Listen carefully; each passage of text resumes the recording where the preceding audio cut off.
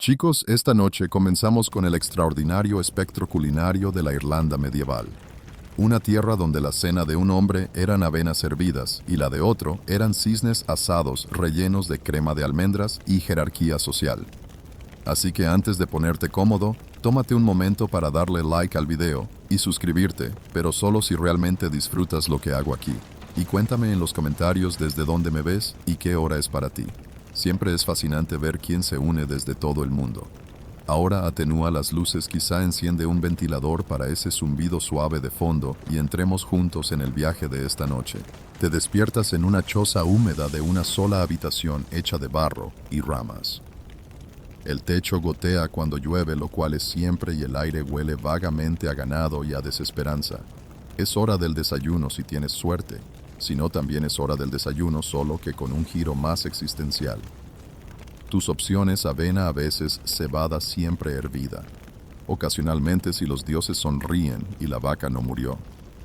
El invierno pasado podrías añadir un poco de leche o una pizca de mantequilla, pero la mayoría de las veces era gachas, una especie de pasta beige comestible con la consistencia de comida para bebés y la emoción de los impuestos. El porridge irlandés medieval no se servía en cuencos de cerámica lindos con bayas encima. Venía en cubetas de madera compartidas comunitariamente. Era eficiente y también una gran forma de familiarizarte con la higiene dental de tu primo, o con su falta de ella. Se añadía sal cuando estaba disponible, lo cual ocurría tan seguido como el sol. El azúcar aún no había llegado a Irlanda y la miel era rara y normalmente reservada para quienes tenían cosas como tierras, armas o zapatos en condiciones. En cuanto al sabor, el objetivo era que no doliera. Ahora hablemos de la textura. No era la avena cremosa de los cafés modernos. Esto estaba en algún punto entre mortero y arrepentimiento medieval. Si dejabas caer el cuenco, podía quebrar el suelo o rebotar según cuánto tiempo hubiera estado sentado. Y sin embargo, la gente sobrevivía con ello porque no había alternativa. La avena crecía bien en el clima húmedo de Irlanda, no necesitaba herramientas sofisticadas y podía almacenarse sin mucho problema. Para los campesinos, el porridge era la base de la vida. Literalmente, probablemente usaban las sobras como material de construcción. Curiosamente, no era solo comida, podía usarse como arma. Un lote particularmente malo podía lanzarse contra normandos invasores o usarse para tapar goteras en el techo. La versatilidad era la clave en el siglo IX. Después de un desayuno aplastante de gachas, ¿qué había en el menú? Pan. No el pan esponjoso y crujiente que llega en canastas de lino en los cafés franceses. No hablamos de pan plano, terroso, denso, algo masticable y lo suficientemente rústico como para recordarte que la civilización era opcional. El pan plano irlandés era el carbohidrato del pueblo, hecho de lo que hubiera a mano: avena, cebada, a veces trigo si eras de clase alta, y normalmente cocido sobre una piedra o plancha. Era un chic de la edad de piedra, mezclado con las limitaciones presupuestarias medievales. La masa tenía dos ingredientes: harina y agua. Los lujos opcionales incluían sal, mantequilla o un ligero sentido de optimismo. Se amasaba a mano, se moldeaba en discos y se colocaba en una losa junto al fuego o en una plancha llamada losat. Había hornos. Técnicamente sí. Algunos asentamientos tenían hornos de barro en forma de colmena, pero para el campesino promedio, hornear era casi un arte performático que implicaba piedras calientes, fuegos de turba y quemaduras accidentales en los pies. El pan plano era versátil, se podía comer solo, mojar en caldo, usar para recoger comida, envolver queso o callar a un niño que se quejaba. Era plato, utensilio y riesgo de atragantamiento todo en uno. Pero no lo romantizamos demasiado. No eran naans ni pitas, eran losas de supervivencia. El pan sobrante se secaba y rehidrataba según se necesitara o se daba a los cerdos. A veces estaba tan duro que parecía más herramienta que comida. Tal vez no fuera históricamente exacto, pero espiritualmente sí lo era. En las casas nobles el pan sí subía de categoría. El trigo se volvía más común y hasta cernían la harina, un acto radical de refinamiento. Pero ni siquiera los reyes tenían masa madre burbujeando en las ventanas. Esa moda llegaría siglos después, junto con el pánico colectivo de cómo mantenerla viva.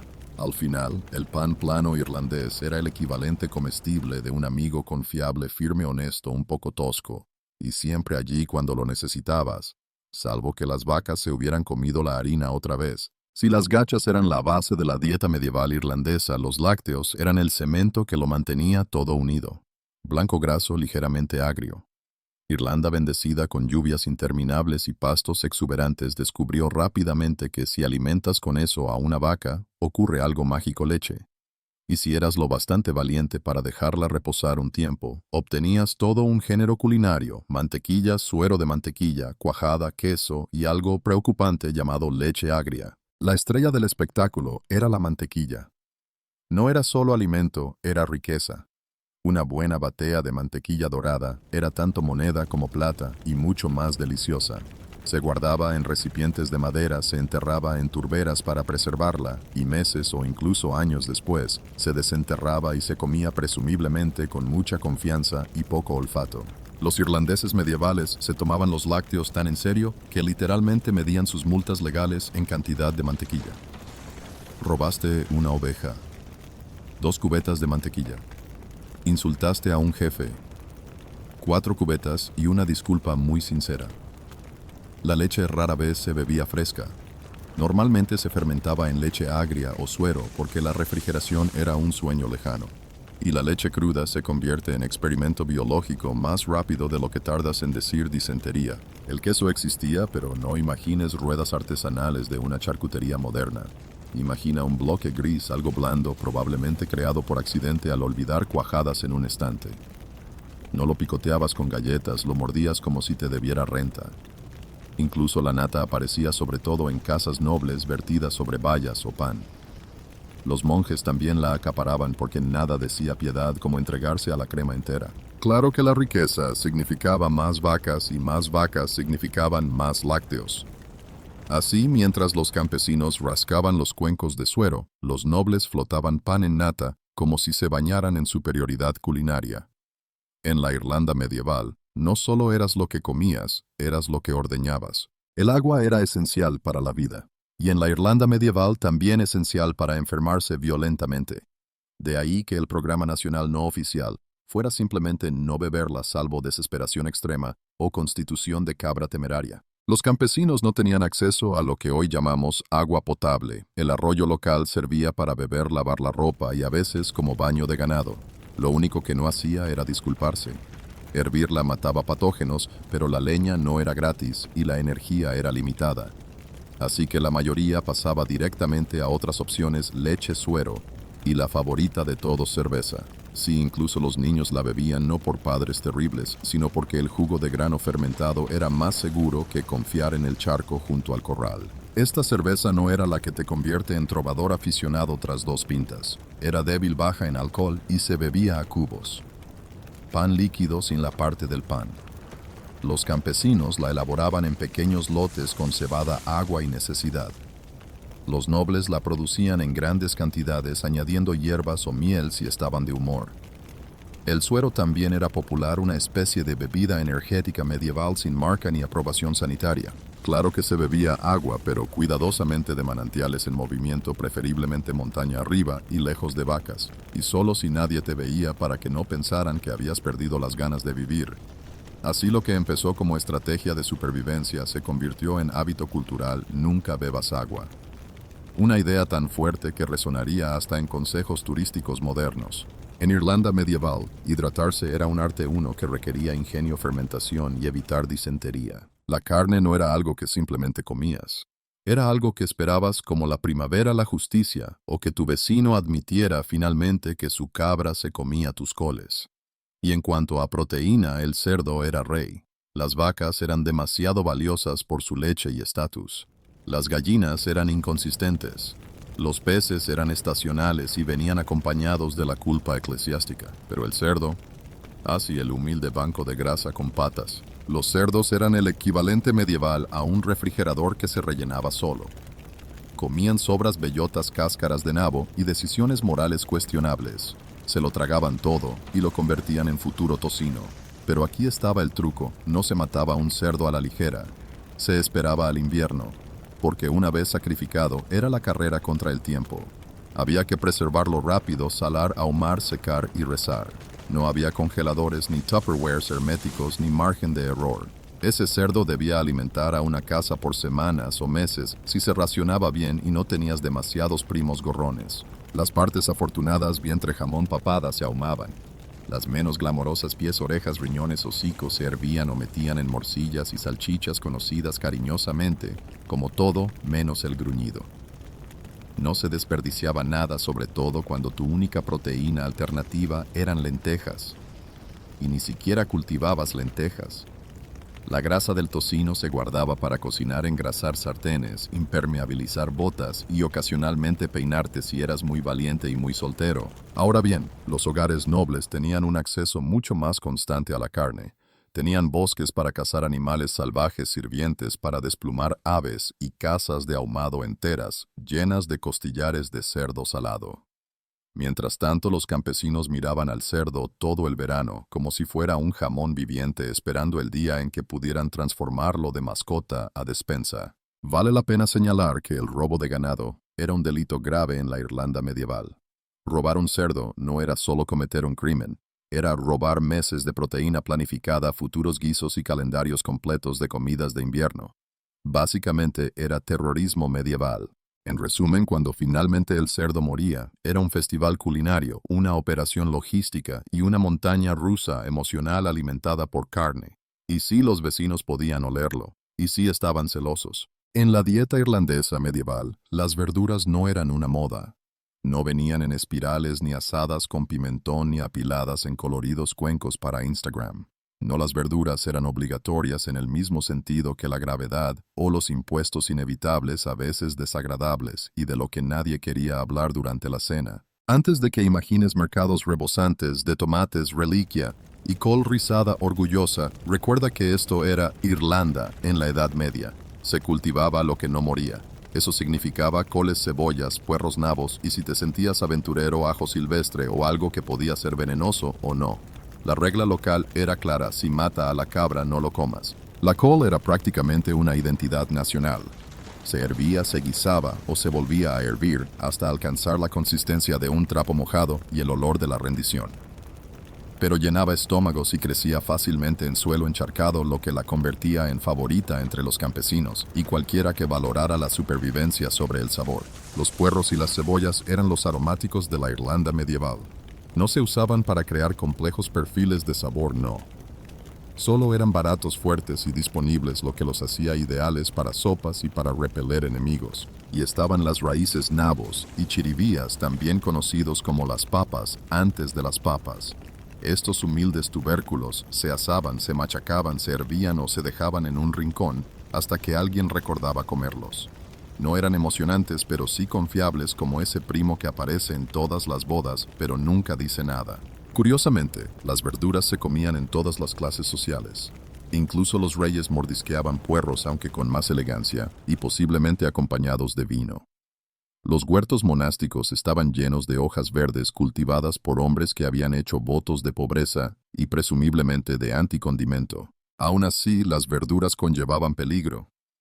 Sin refrigeración, un almacenamiento incorrecto podía llevar a la descomposición, la putrefacción y peregrinajes intestinales inesperados.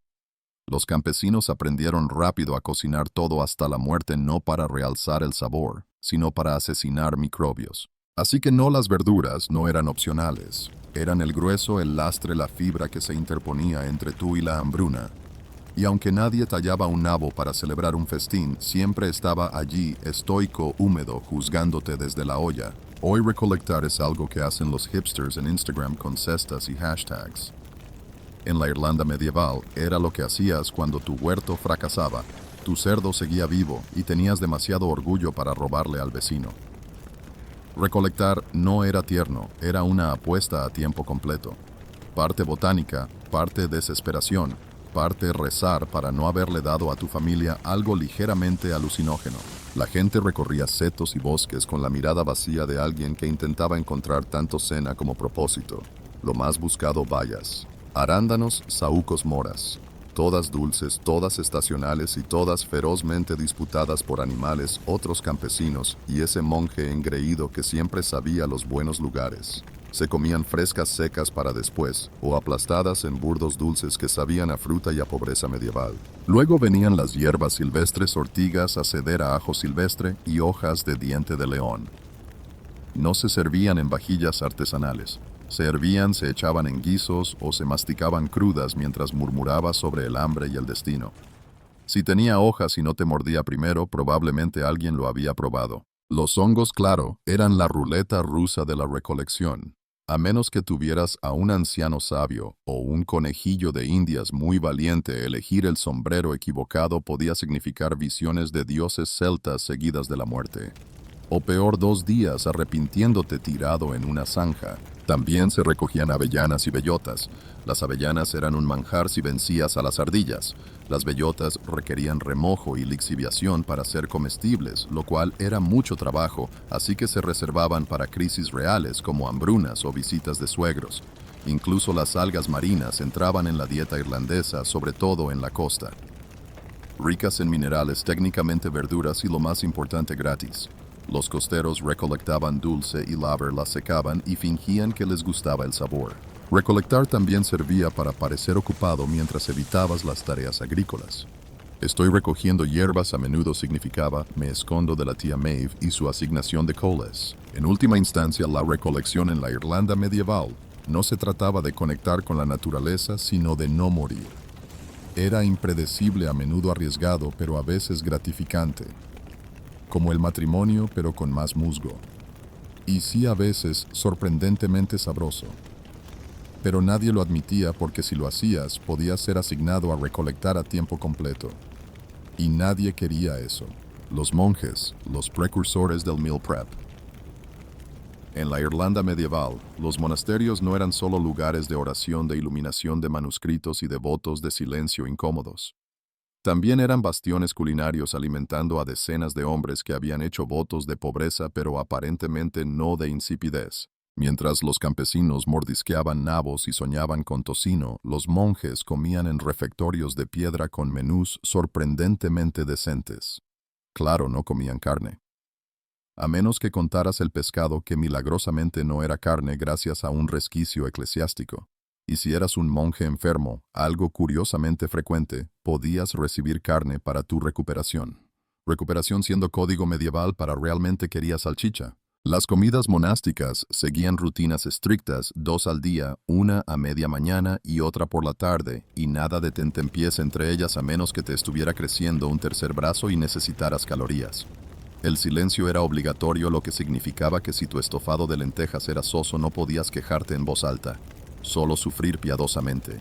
La comida, mejor de lo que crees. Tenían panes a menudo hechos con granos mejores que los campesinos veían jamás. Tenían verduras de huertos cuidadosamente cultivados.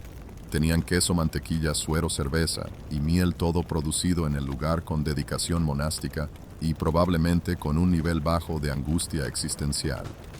El pescado fresco y salado aparecía con frecuencia, arenques, truchas, anguilas y hasta castores, porque en un acto de brillantez teológica, los castores fueron considerados peces por sus hábitos acuáticos. Bendito sea el monje que defendió eso hasta convertirlo en canon. Días de ayuno. Muchos. Pero ayunar no significaba pasar hambre, significaba ajustes creativos en el menú, como cambiar cerdo por anguila y llamarlo triunfo espiritual. Algunos monasterios incluso preparaban guisos de ayuno lujosos ricos en mantequilla y verduras porque Dios podía estar mirando, pero no había prohibido las especias. Los monjes también practicaban la hospitalidad. Viajeros peregrinos y primos nobles gorrones solían conseguir asiento en la mesa, demostrando que la generosidad y la tolerancia renuente eran virtudes divinas. En resumen, las comidas monásticas eran sustanciosas, disciplinadas y un poco pícaras. Los monjes podían ser célibes y silenciosos, pero no iban a tolerar comida mala. Después de todo, si renuncias a mujeres, música y libertad personal, la sopa de nabo, más vale que valga la pena. Si eras noble en la Irlanda medieval, tu vida era básicamente un largo intervalo entre banquetes, ocasionalmente interrumpido por escaramuzas, matrimonios políticos y un poco de endogamia. En lo que respecta a la comida, la nobleza no se andaba con rodeos. Sus comidas estaban diseñadas para impresionar, intimidar, y si era posible eclipsar al clan rival de al lado. Porque, ¿de qué sirve la propiedad de tierra si tu jabalí asado no es más grande que el de ellos? Empecemos con la carne, porque ningún banquete noble comenzaba con una ensalada. Hablamos de venado, jabalí salvaje, faisán y res, a menudo asados enteros y presentados como ofrendas a los dioses del colesterol. La carne de venado era la joya de la corona, no solo por su sabor, sino porque cazarla requería tierra socio y al menos 2 parientes serviles para acorralarla en una trampa. Había guisos, por supuesto, porque no podías servir cisne asado todos los días sin provocar un incidente diplomático con los espíritus del lago. Los guisos eran donde los nobles echaban todo lo demás: conejos, cebollas, hierbas y suficientes especias como para arruinar a un campesino. Canela, clavo, pimienta importada. Sí, porque nada decía señor de la guerra local como una cabra agresivamente sazonada. El pan venía en variedades. Los nobles tenían pan fino de trigo, mientras los campesinos aún roían tortas de avena que parecían baldosas medievales. Estos panes se horneaban en hornos. Un horno real, no una piedra caliente, lo cual, en estándares medievales, era básicamente una estrella Michelin. Y no olvidemos la mantequilla y el queso. La mantequilla irlandesa ya era famosa entonces, tan buena que algunos caudillos la enterraban en turberas para añejarla y con suerte no olvidar dónde la habían puesto. El queso se comía fresco o añejado hasta el punto de poder ser legalmente clasificado como un arma. Bebidas naturalmente. Cerveza, hidromiel y vino importado por estatus, no por sabor, corrían libremente. La línea entre banquete y concurso de poesía etílica era peligrosamente delgada.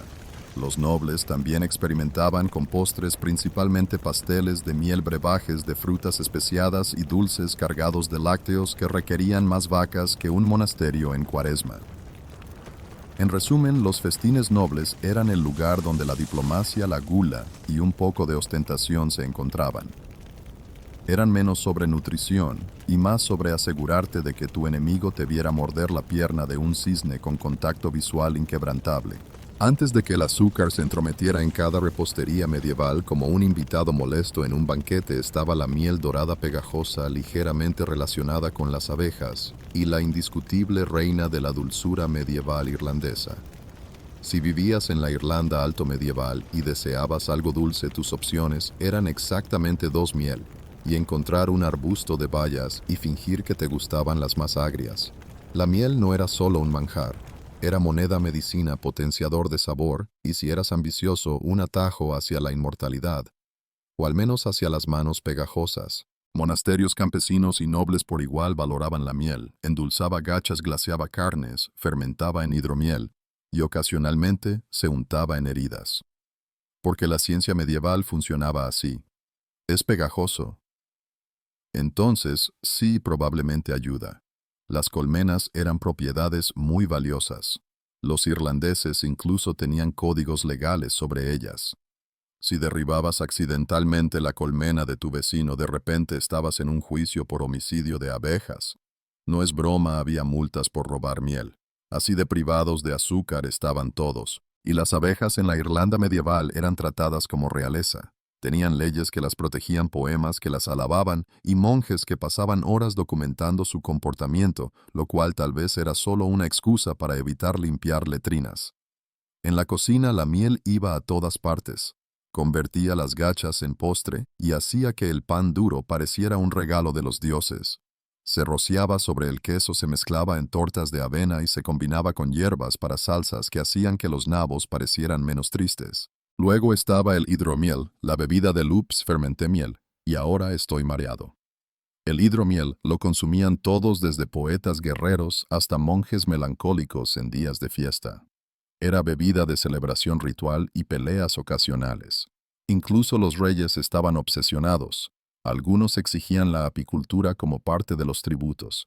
Si no podías enviar hombres a la guerra, al menos envía unos cuantos tarros del buen néctar para mantener contento al gran rey. Hablemos del hidromiel, el coraje líquido original de la Irlanda medieval, elaborado por monjes, bebido por guerreros y reverenciado por poetas que no podían sostener la copa.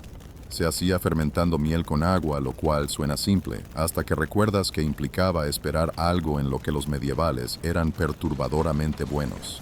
El resultado era una bebida dorada que sabía a sol dulce y arruinaba muchas decisiones respetables. No bebías hidromiel porque tuvieras sed. Lo bebías porque alguien declaraba un festín o porque acababas de cruzar miradas con un bardo y ahora era duelo de liras. En la sociedad irlandesa, el hidromiel tenía casi reputación mítica. No era solo alcohol. Era estatus, ceremonia y a veces tu único amigo en una noche fría y lluviosa cuando las ovejas te juzgaban demasiado severamente. Los altos reyes lo bebían en copas con cuernos, mientras los nobles menores lo hacían en copas con cuernos un poco menos prestigiosas. Los campesinos, la mayoría miraban y lamentaban haber nacido sin título. Y por supuesto existían los salones de hidromiel, la versión medieval irlandesa de la discoteca. No eran lugares tranquilos para la contemplación. Imagina un salón de madera lleno de humo y de hombres barbudos tratando de superarse en fanfarronería mientras un arpista intentaba tocar y murmuraba: ¿por qué todos siguen cantando encima de mí? No eras un verdadero rey si no organizabas un banquete empapado en hidromiel donde alguien intentara recitar toda la genealogía de su familia a mitad de eructo. Estallaban competencias de poesía, se lanzaban acertijos como insultos y ocasionalmente alguien juraba lealtad eterna a una patata. El hidromiel también tenía prestigio espiritual. Los monjes lo elaboraban en los monasterios bajo la ficción educada de que era con fines medicinales. Pero si espiabas en la bodega de cualquier abadía, encontrabas filas de barriles burbujeantes y al menos un hermano desmayado en la esquina soñando con abejas. En cuanto al sabor, variaba de empalagosamente dulce a sorprendentemente fuerte. Podías infusionarlo con hierbas, especias o bayas, suponiendo que te quedara alguna después de que los cerdos las robaran. El hidromiel era adaptable. Te perdonaba los pecados, reía contigo y luego te hacía caer de cara en una turbera.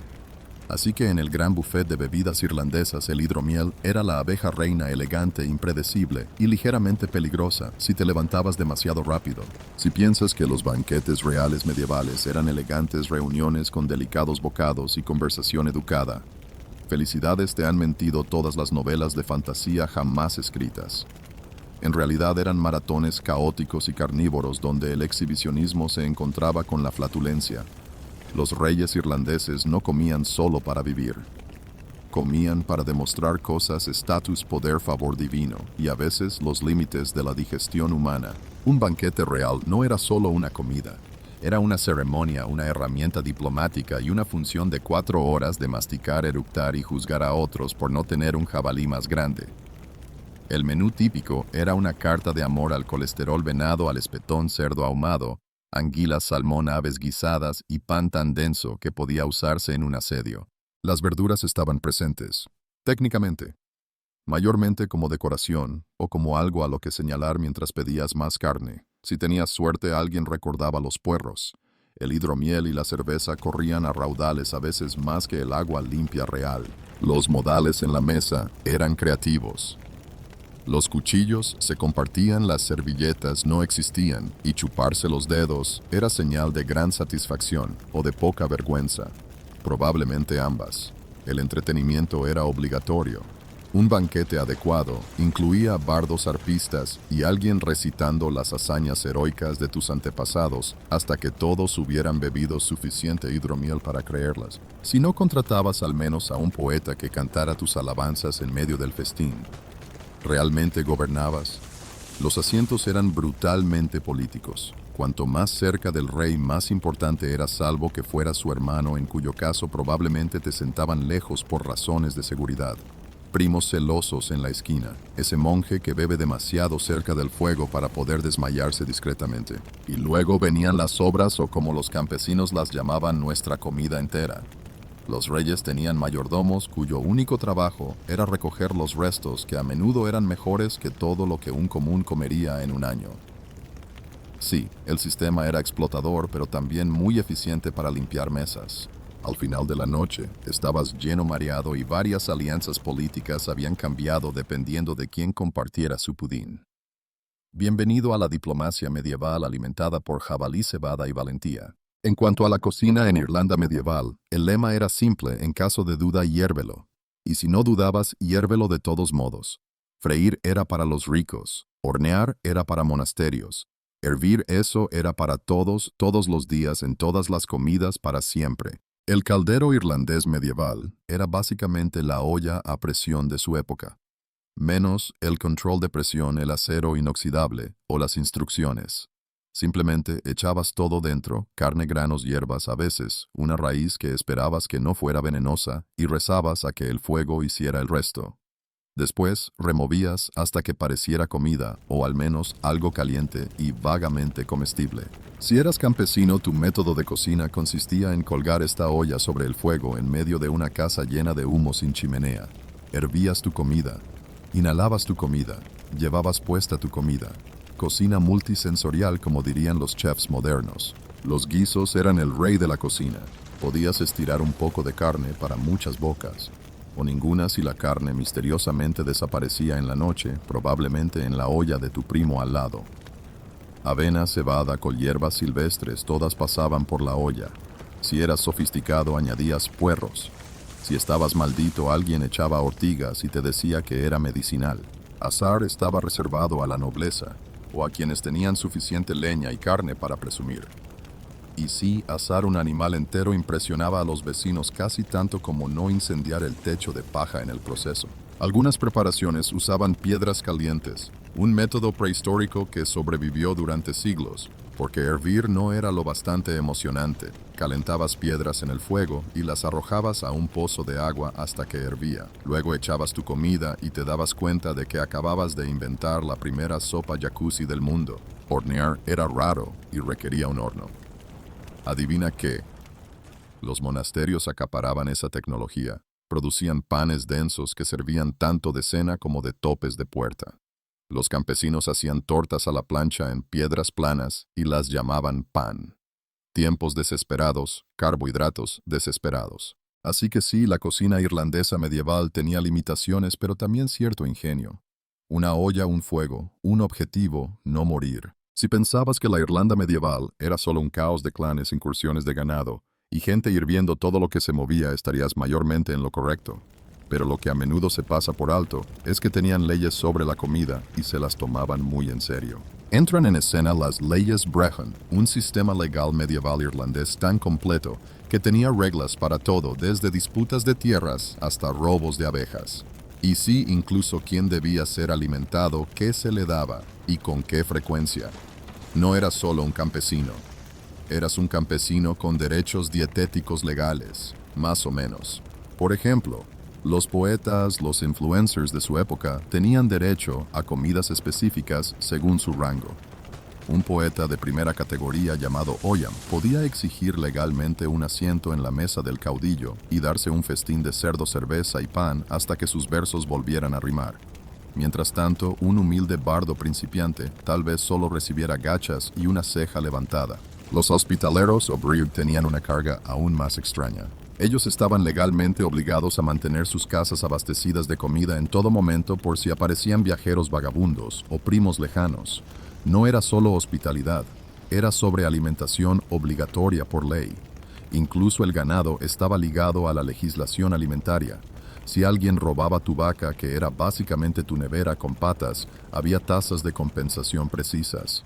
No solo devuélvela, sino devolver la vaca, el ternero, una comida y posiblemente un verso de disculpa en mal irlandés antiguo. También había leyes sobre el ayuno. Si una persona quería protestar contra un maltrato, podía sentarse a ayunar frente a la casa del ofensor. La idea era que la vergüenza social de dejar que alguien se muriera de hambre en tu puerta obligaría a resolver la disputa. Hoy lo llamaríamos trato silencioso.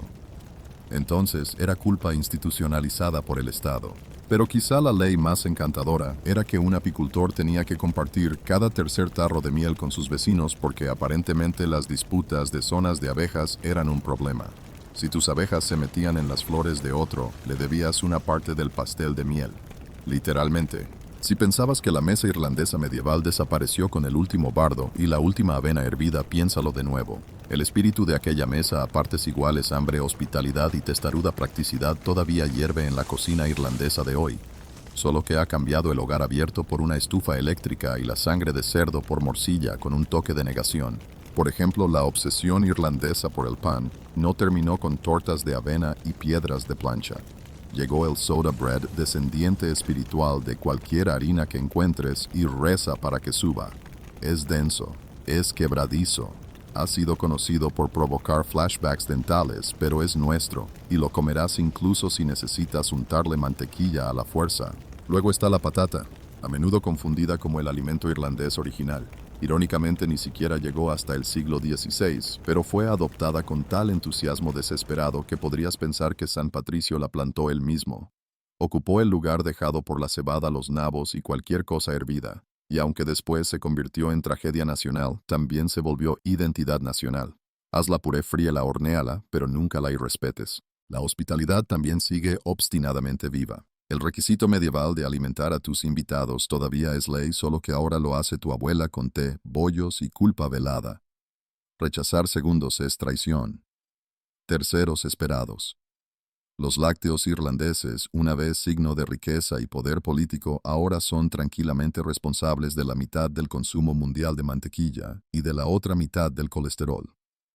La misma tierra que nos dio leche de yegua fermentada, ahora nos da Kerrygold.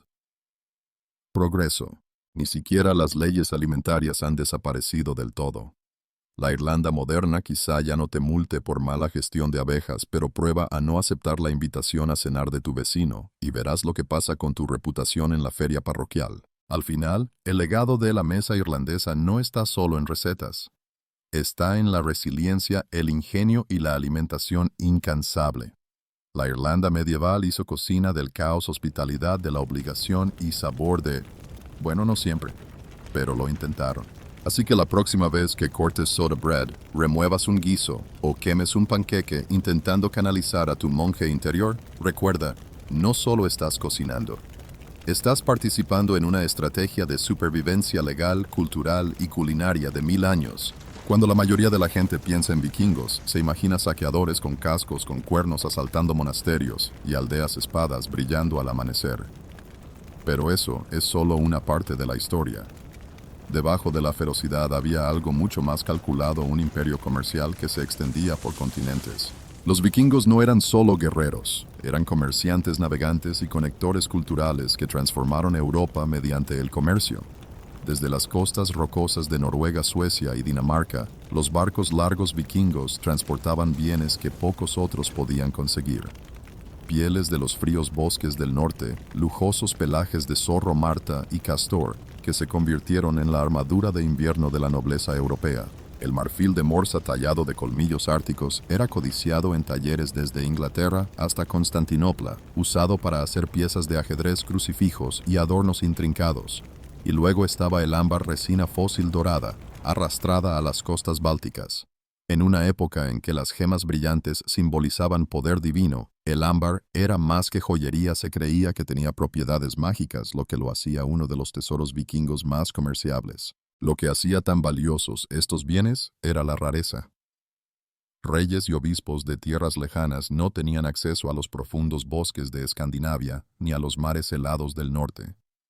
Los vikingos se convirtieron en intermediarios suministrando los lujos que alimentaban estatus y autoridad. Sus barcos no siempre iban cargados de botín, sino con mercancías cuidadosamente apiladas protegidas tan ferozmente como el oro. Para que estos intercambios fueran posibles, los vikingos tuvieron que convertirse tanto en diplomáticos como en luchadores. Firmaban acuerdos con gobernantes extranjeros, negociaban peajes para pasar por ríos e incluso se casaban con familias extranjeras para asegurar alianzas.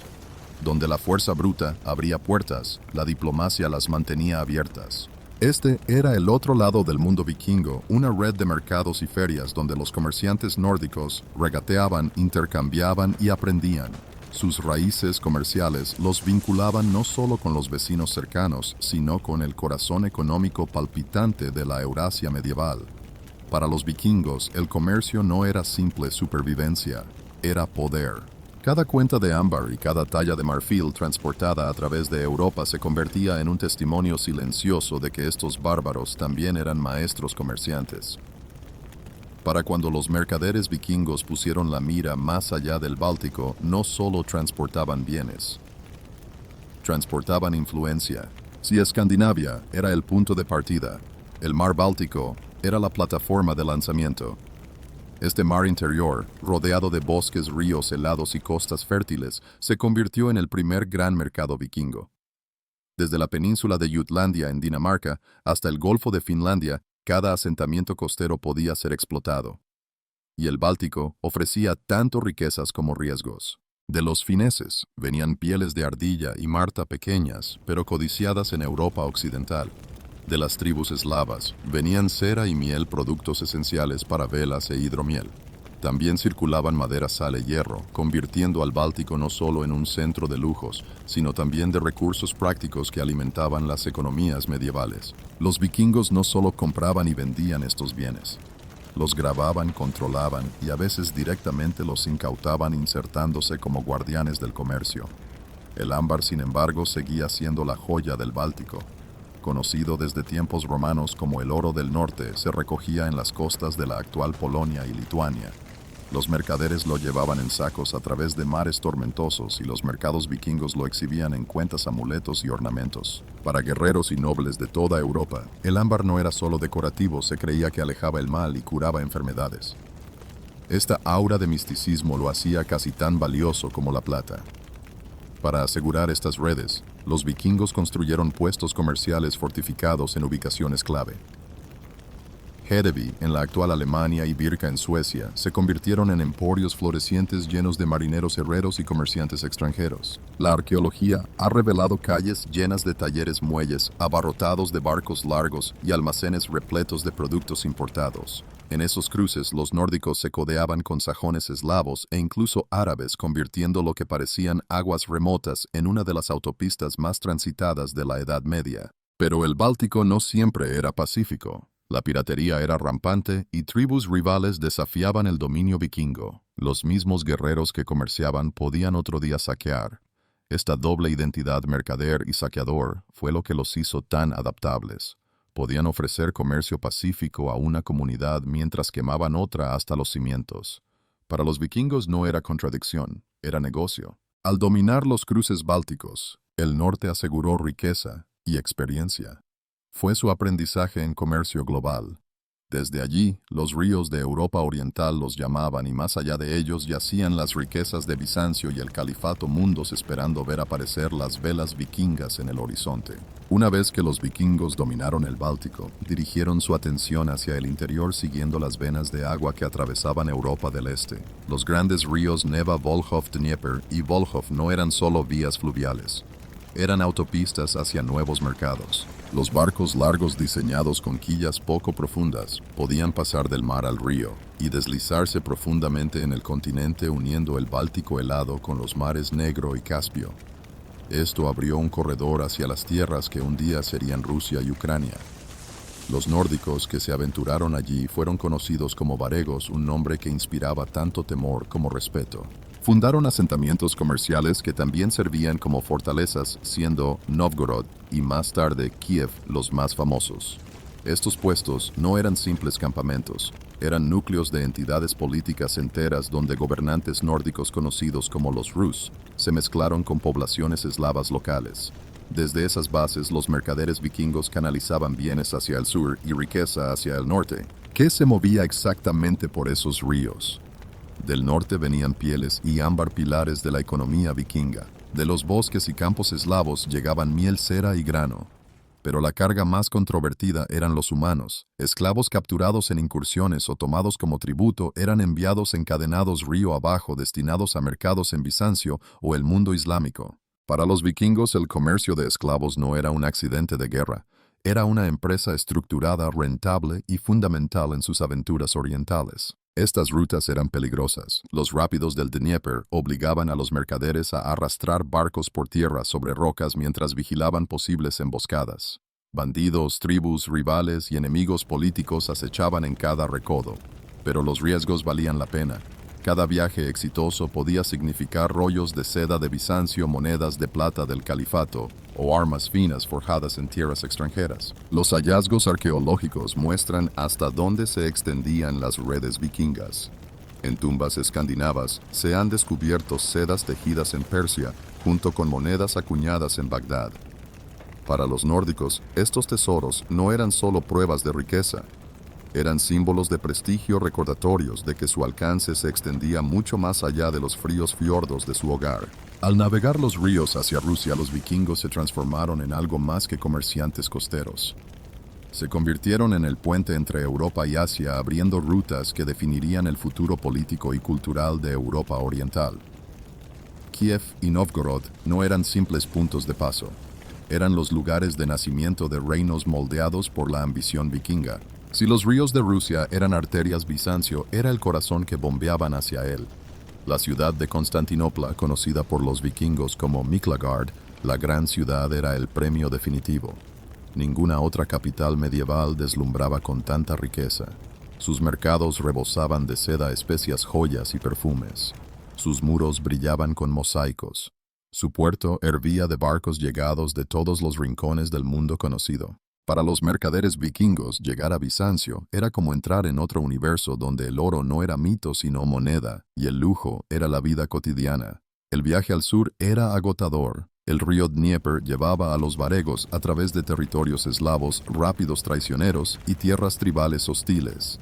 En ciertos tramos, los mercaderes tenían que transportar sus barcos por tierra arrastrándolos sobre rocas mientras vigilaban posibles emboscadas. Pero una vez que la bocana del cuerno de oro de Constantinopla aparecía a la vista, cada ampolla y cicatriz valía la pena. Los funcionarios bizantinos, recelosos de invasores bárbaros, no abrían las puertas de par en par. El comercio estaba estrictamente regulado. Los extranjeros solo podían atracar en puertos designados, vender en mercados restringidos y pagar impuestos imperiales.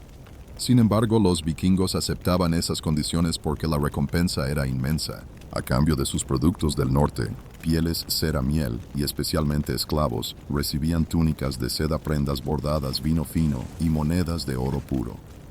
Para guerreros acostumbrados a la lana áspera y al hidromiel, semejantes lujos eran transformadores. Estos bienes se convertían en símbolos de estatus, en casa prueba de que un hombre había visto Miklagard con sus propios ojos. Y no eran solo bienes los que fluían. Los intercambios culturales transformaron ambos mundos.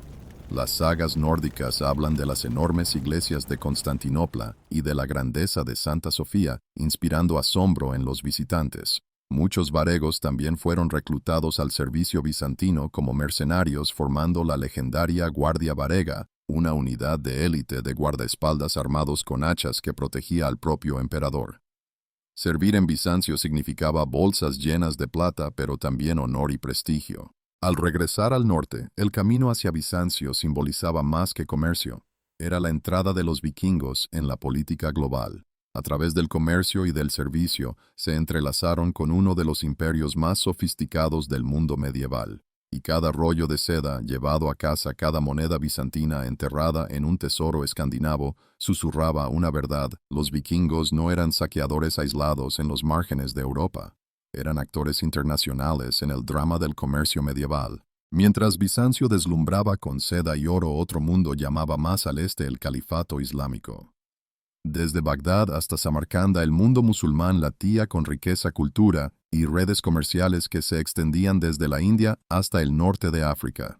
Para los mercaderes vikingos, llegar a esta esfera significaba acceso a lo que más deseaban: plata. La plata no era solo un lujo, era la sangre vital del comercio vikingo. En Escandinavia las monedas no se usaban igual que en los mercados de Bagdad o Córdoba. En cambio, la plata se pesaba, cortaba y atesoraba. Un collar de anillos de plata retorcida llamado hack silver podía cortarse en trozos para pagar bienes o servicios. La sociedad vikinga medía la riqueza por la cantidad de plata poseída, y ninguna región del mundo producía más en los siglos ni 9 y 7 que el califato. El río Volga era la clave. Navegando desde el Báltico, los comerciantes nórdicos seguían las vías fluviales a través de lo que hoy es Rusia, conectando con mercaderes islámicos en la cuenca del Caspio. A cambio de pieles del norte, miel y sombríamente esclavos, los vikingos recibían dirhams, monedas de plata acuñadas en ciudades como Bagdad y Samarra. Los arqueólogos han desenterrado cientos de miles de estas monedas enterradas en tesoros escandinavos, prueba de hasta qué punto la plata del califato alimentaba la economía vikinga. Algunos tesoros incluso contienen monedas transformadas en joyas con inscripciones árabes aún visibles siglos después. Estos viajes no eran simples misiones comerciales, eran expediciones peligrosas a través de territorios disputados, a menudo requiriendo tributo a tribus locales o alianzas con jefes eslavos. Caravanas de cautivos marchaban junto a los mercaderes destinados a mercados en tierras islámicas, donde la demanda de esclavos era insaciable. Para los vikingos, este comercio humano no era un secreto vergonzoso, sino un pilar aceptado de su riqueza. Sin embargo, el califato ofrecía más que monedas. Textiles, especias, vidrio y artesanía avanzada también fluían hacia el norte. El salón de un caudillo vikingo podía exhibir cojines de seda persa o vidrio soplado en el Levante. Estos objetos no eran solo ornamentos, eran declaraciones de prestigio, marcadores de conexión con civilizaciones lejanas y sofisticadas. La plata del califato inundó las manos vikingas, transformando su sociedad. Financiaba expediciones, construía alianzas y permitía a líderes ambiciosos recompensar a sus seguidores con riqueza deslumbrante. Sin ese río oriental de plata, la era vikinga habría sido mucho más breve. El flujo de dirhams ató el destino del norte de Europa a las cortes distantes de Bagdad, tejiendo a los nórdicos en una economía global inimaginable cuando zarparon por primera vez. Las rutas comerciales por sí solas no bastaban para sostener la riqueza vikinga. Las mercancías necesitaban centros, lugares donde los mercaderes pudieran reunirse, regatear y almacenar carga antes de volver a zarpar. Desde Escandinavia hasta Europa del Este, los vikingos establecieron una red de bulliciosas ciudades comerciales, mezcla de mercado-fortaleza y cruce cultural. Tomemos Hedeby, cerca de la actual Schleswig, en Alemania del Norte.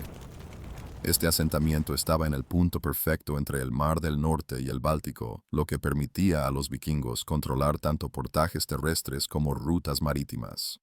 Las excavaciones arqueológicas revelan calles llenas de talleres herreros forjando hierro, joyeros trabajando ámbar y mercaderes negociando desde ganado hasta seda. Hedeby no era solo una ciudad vikinga. Era un bazar global donde francos, sajones y eslavos se codeaban con nórdicos. Más al este, Birka, en Suecia, cumplía un papel similar. Estratégicamente ubicada en el lago Mälar, se convirtió en una puerta de entrada para pieles y ámbar que bajaban hacia el sur. Las excavaciones en Birka han descubierto monedas árabes, sedas bizantinas y armas forjadas lejos de Escandinavia. Evidencia de que esta ciudad remota estaba conectada con el mundo más amplio. Birka también sirvió como campo de pruebas para la vida urbana temprana en Escandinavia.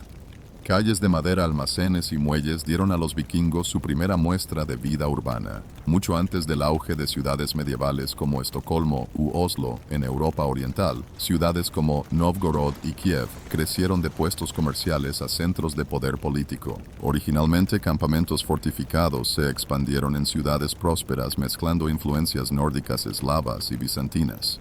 Kiev en particular se convirtió en el eje del comercio del Dnieper, controlando el flujo de bienes y tributos hacia Constantinopla. Estos mercados no eran estáticos. Eran motores de transformación, convirtiendo a saqueadores en gobernantes y a mercaderes en príncipes. La vida en estas ciudades giraba en torno a más que el comercio. Los mercados atraían a artesanos, artistas y hasta misioneros. Hedeby y Birka muestran evidencias de influencia cristiana llegada a través de mercaderes siglos antes de la conversión masiva de Escandinavia.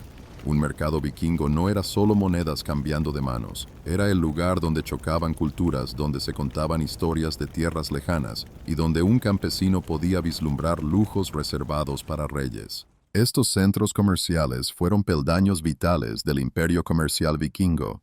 Sin ellos, las rutas de larga distancia se habrían derrumbado bajo su propio peso. Proporcionaban estabilidad, almacenes para bienes y un sentido de permanencia en un mundo a menudo definido por el movimiento.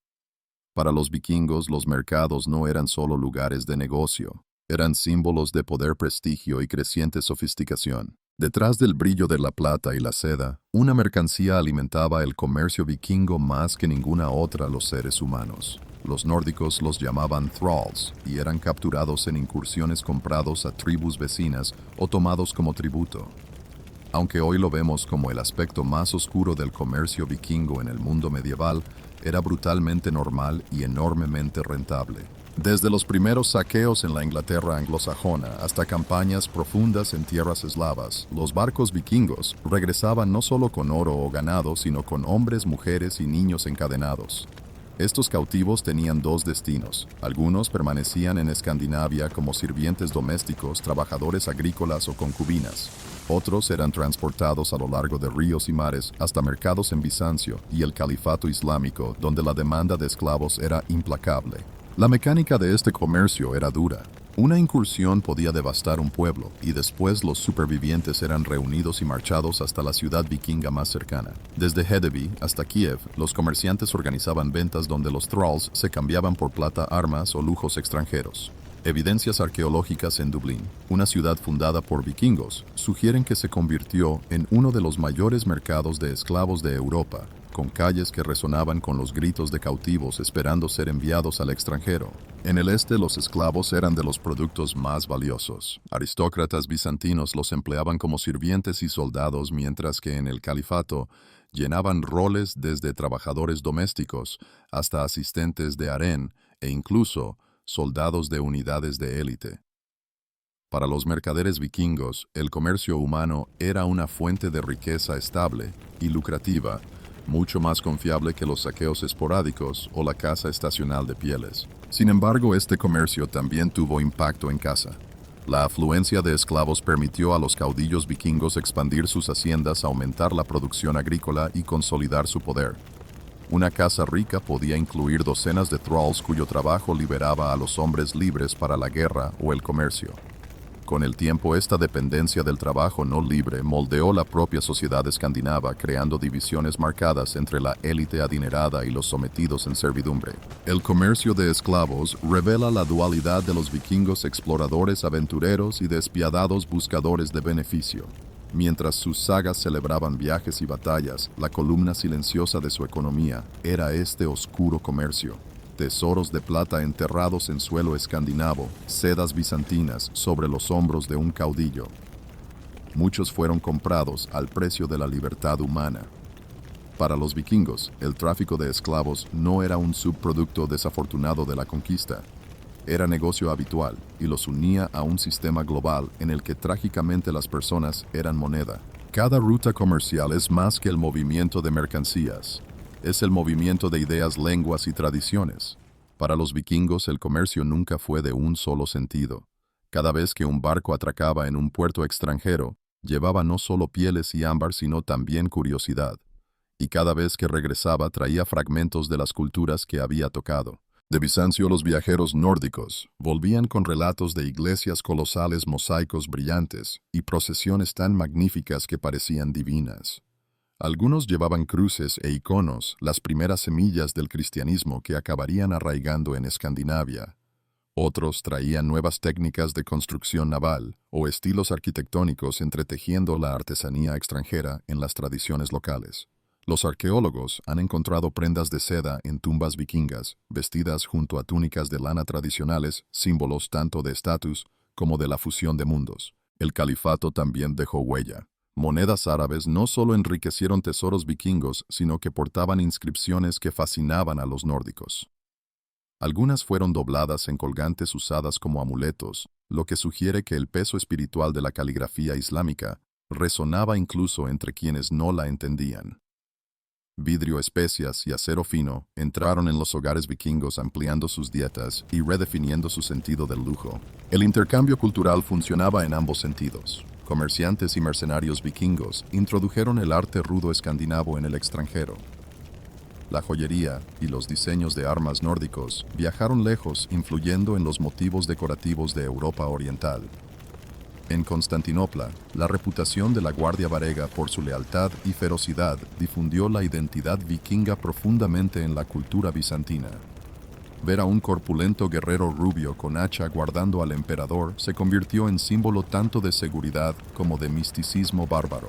Incluso la lengua llevó las marcas de estos encuentros. Palabras aisladas filtraron al nórdico antiguo, reflejando nuevos bienes e ideas. De igual forma, dialectos eslavos y griegos absorbieron matices del habla vikinga. Estos intercambios cosieron comunidades distantes en un tejido compartido de conectividad medieval. En casa, estas influencias remodelaron la sociedad nórdica. Los caudillos vikingos exhibían lujos extranjeros como símbolos de autoridad. Rituales, vestimenta e incluso costumbres funerarias evolucionaban, reflejando el contacto con civilizaciones lejanas. Una tumba vikinga en Suecia podía contener tanto una espada tradicional como un sudario de seda tejido en el este. Una fusión de identidades que contaba la historia de un mundo mucho más grande que los fiordos de Escandinavia. Al final, el comercio era más que supervivencia. Era transformación. La era vikinga fue tanto sobre compartir culturas como sobre saquear y navegar. Los nórdicos no solo saquearon el mundo, se convirtieron en parte de él absorbiendo su riqueza, su sabiduría y sus costumbres. Cuando la era vikinga se desvaneció gradualmente en el siglo XI, los barcos largos todavía surcaban los mares. Pero el mundo nórdico estaba cambiando. Los reyes consolidaban el poder, el cristianismo se extendía por Escandinavia, y las incursiones dieron paso a reinos y estados.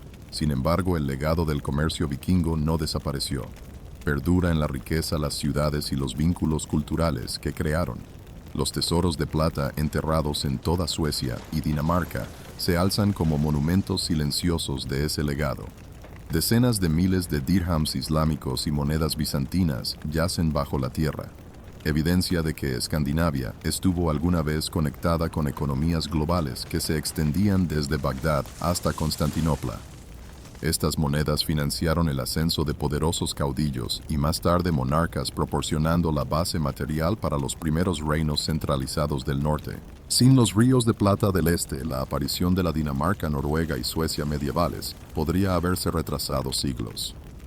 Ciudades como Dublín, Novgorod y Kiev también dan testimonio de la resistencia del comercio vikingo. Fundadas como poco más que campamentos fortificados o mercados, florecieron en centros urbanos que sobrevivieron a la propia era vikinga. Kiev creció hasta convertirse en el corazón de la Rus de Kiev, una entidad que moldearía el futuro de Rusia y Ucrania. Dublín siguió siendo un puerto próspero mucho después de que el dominio vikingo se desvaneciera sus calles, resonando con la herencia multicultural que dejaron los comerciantes nórdicos. La transformación de bandas de saqueadores en constructores de ciudades fue quizá la huella más profunda que los vikingos dejaron en Europa. El legado cultural fue igualmente fuerte. El arte escandinavo absorbió motivos bizantinos e islámicos mezclándolos en nuevos patrones que se volvieron exclusivamente nórdicos. El comercio trajo el cristianismo hacia el norte no solo a través de misioneros, sino también de mercaderes que llevaban cruces, iconos e historias. A finales del siglo X, reyes como Olaf Tryggvason y Olaf Haraldsson usaron tanto la religión como el comercio para consolidar el poder, asegurando que el mundo vikingo quedara para siempre vinculado a la cristiandad. Incluso hoy la saga del comercio vikingo resuena. La imagen del saqueador a menudo eclipsa la realidad del comerciante calculador. Sin embargo, ambas identidades eran inseparables. Los vikingos saqueaban para adquirir riqueza, pero comerciaban para sostenerla. Sus raíces conectaron el norte helado con los desiertos del Medio Oriente, uniendo mundos distantes a través de ríos, mares y comercio compartido. El legado del comercio vikingo no está solo en los bienes que movieron, sino en los puentes que construyeron. Puentes de cultura, lenguaje y poder. Al moldear el mundo medieval, los nórdicos demostraron que no eran solo destructores de civilizaciones, sino también creadores de conexiones que se extendían a través de continentes. Adéntrate en el corazón de un festival medieval y pronto te darías cuenta de que las mujeres no eran simples figuras de fondo, eran el alma de la celebración. Estas reuniones, ya fueran ligadas al calendario eclesiástico, a los ciclos agrícolas o a hitos comunitarios, eran oportunidades para escapar del duro trabajo diario.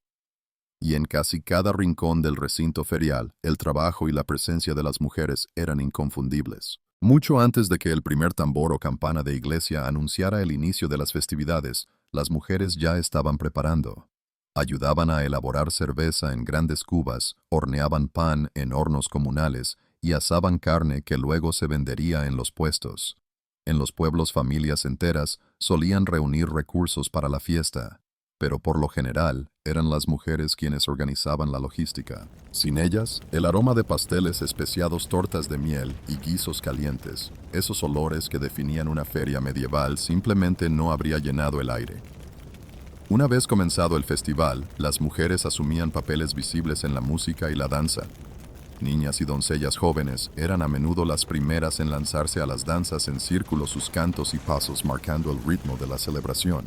Las mujeres mayores a veces tocaban instrumentos, panderetas, arpas o zanfonas, o lideraban canciones populares de llamada y respuesta que unían a la comunidad. Estas actuaciones no eran espectáculos profesionales, eran tradiciones vivas con mujeres como guardianas y transmisoras de la memoria cultural. Pero las contribuciones femeninas iban más allá de la comida y la música.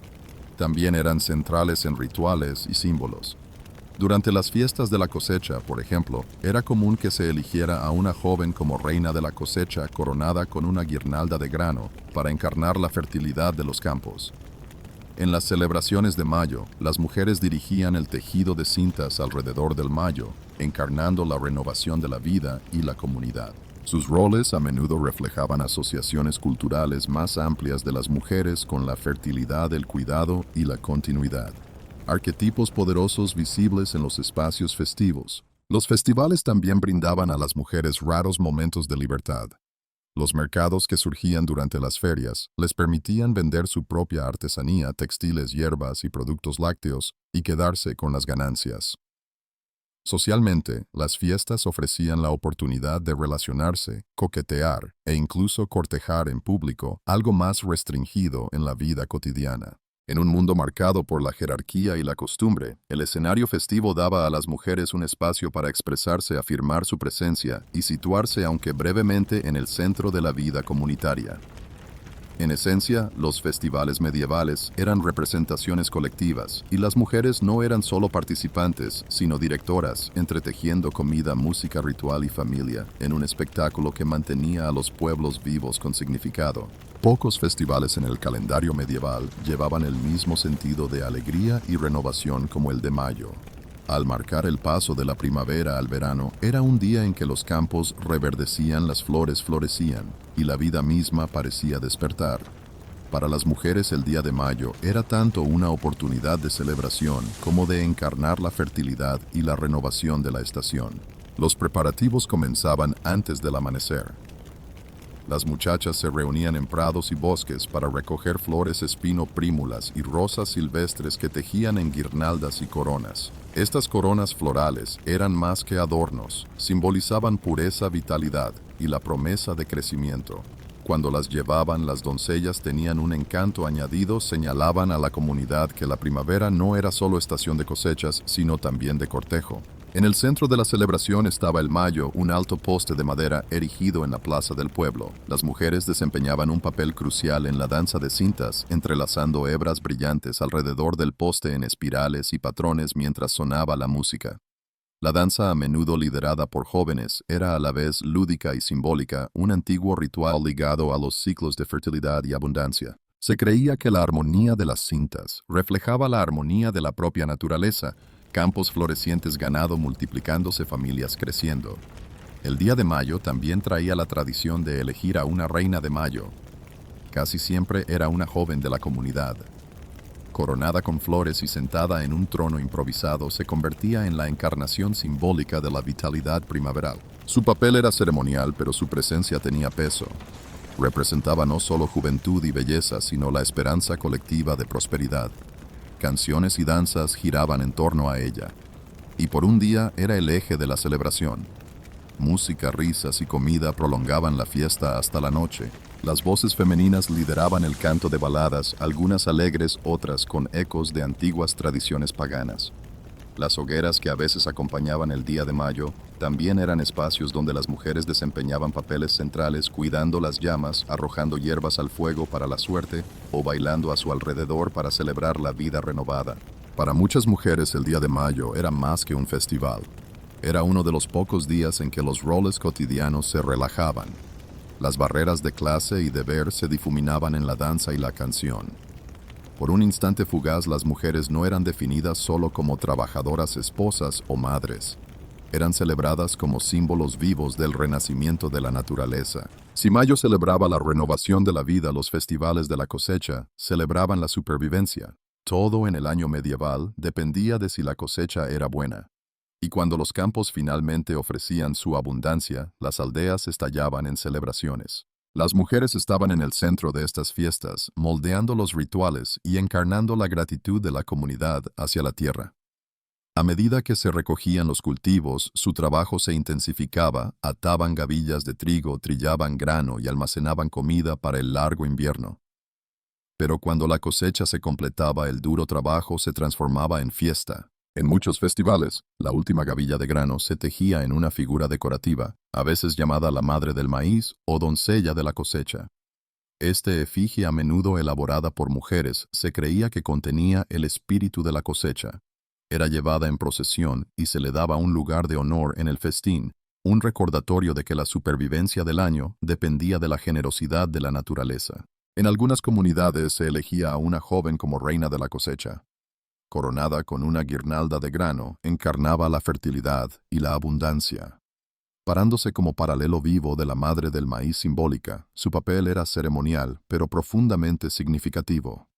Representaba la prosperidad de toda la aldea.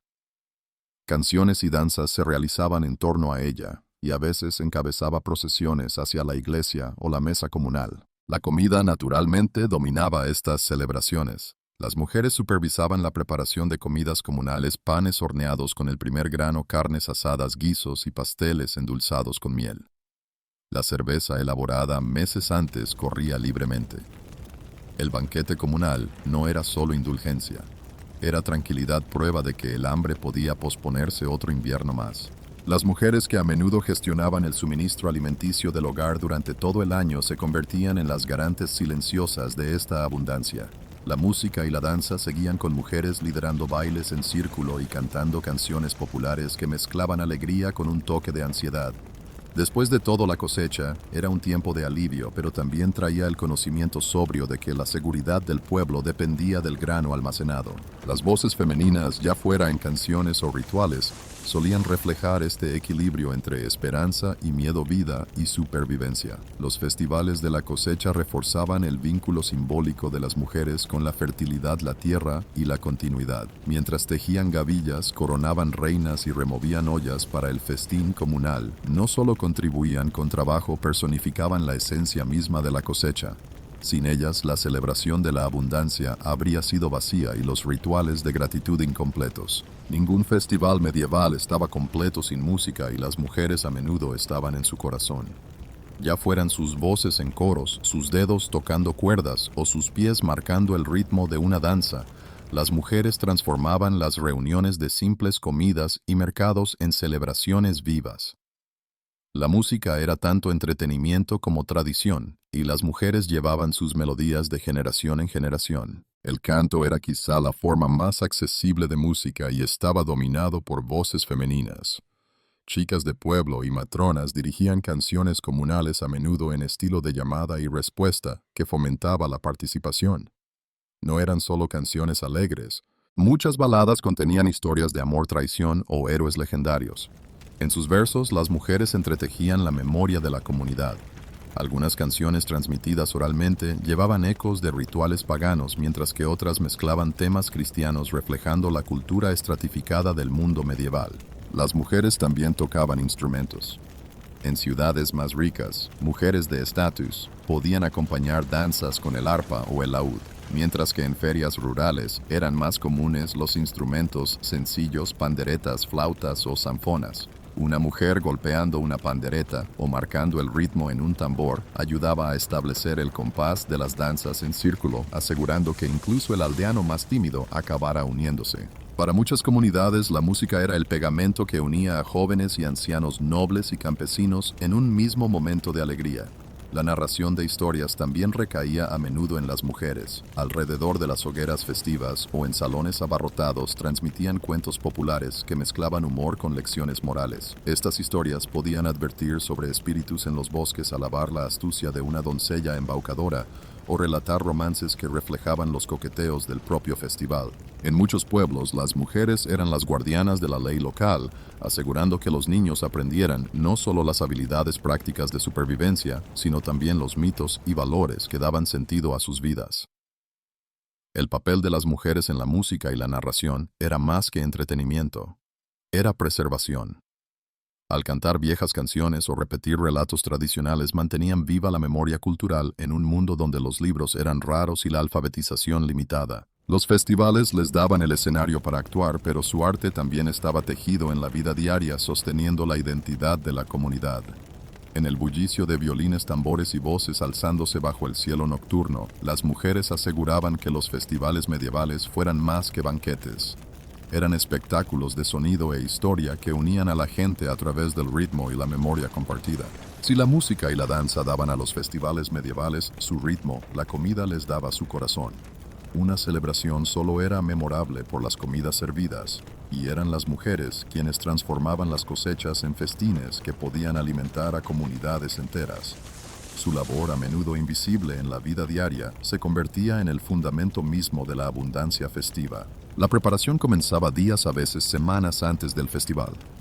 Las mujeres elaboraban cerveza en enormes cubas de madera, un proceso que requería no solo conocimiento de granos y hierbas, sino también paciencia y habilidad.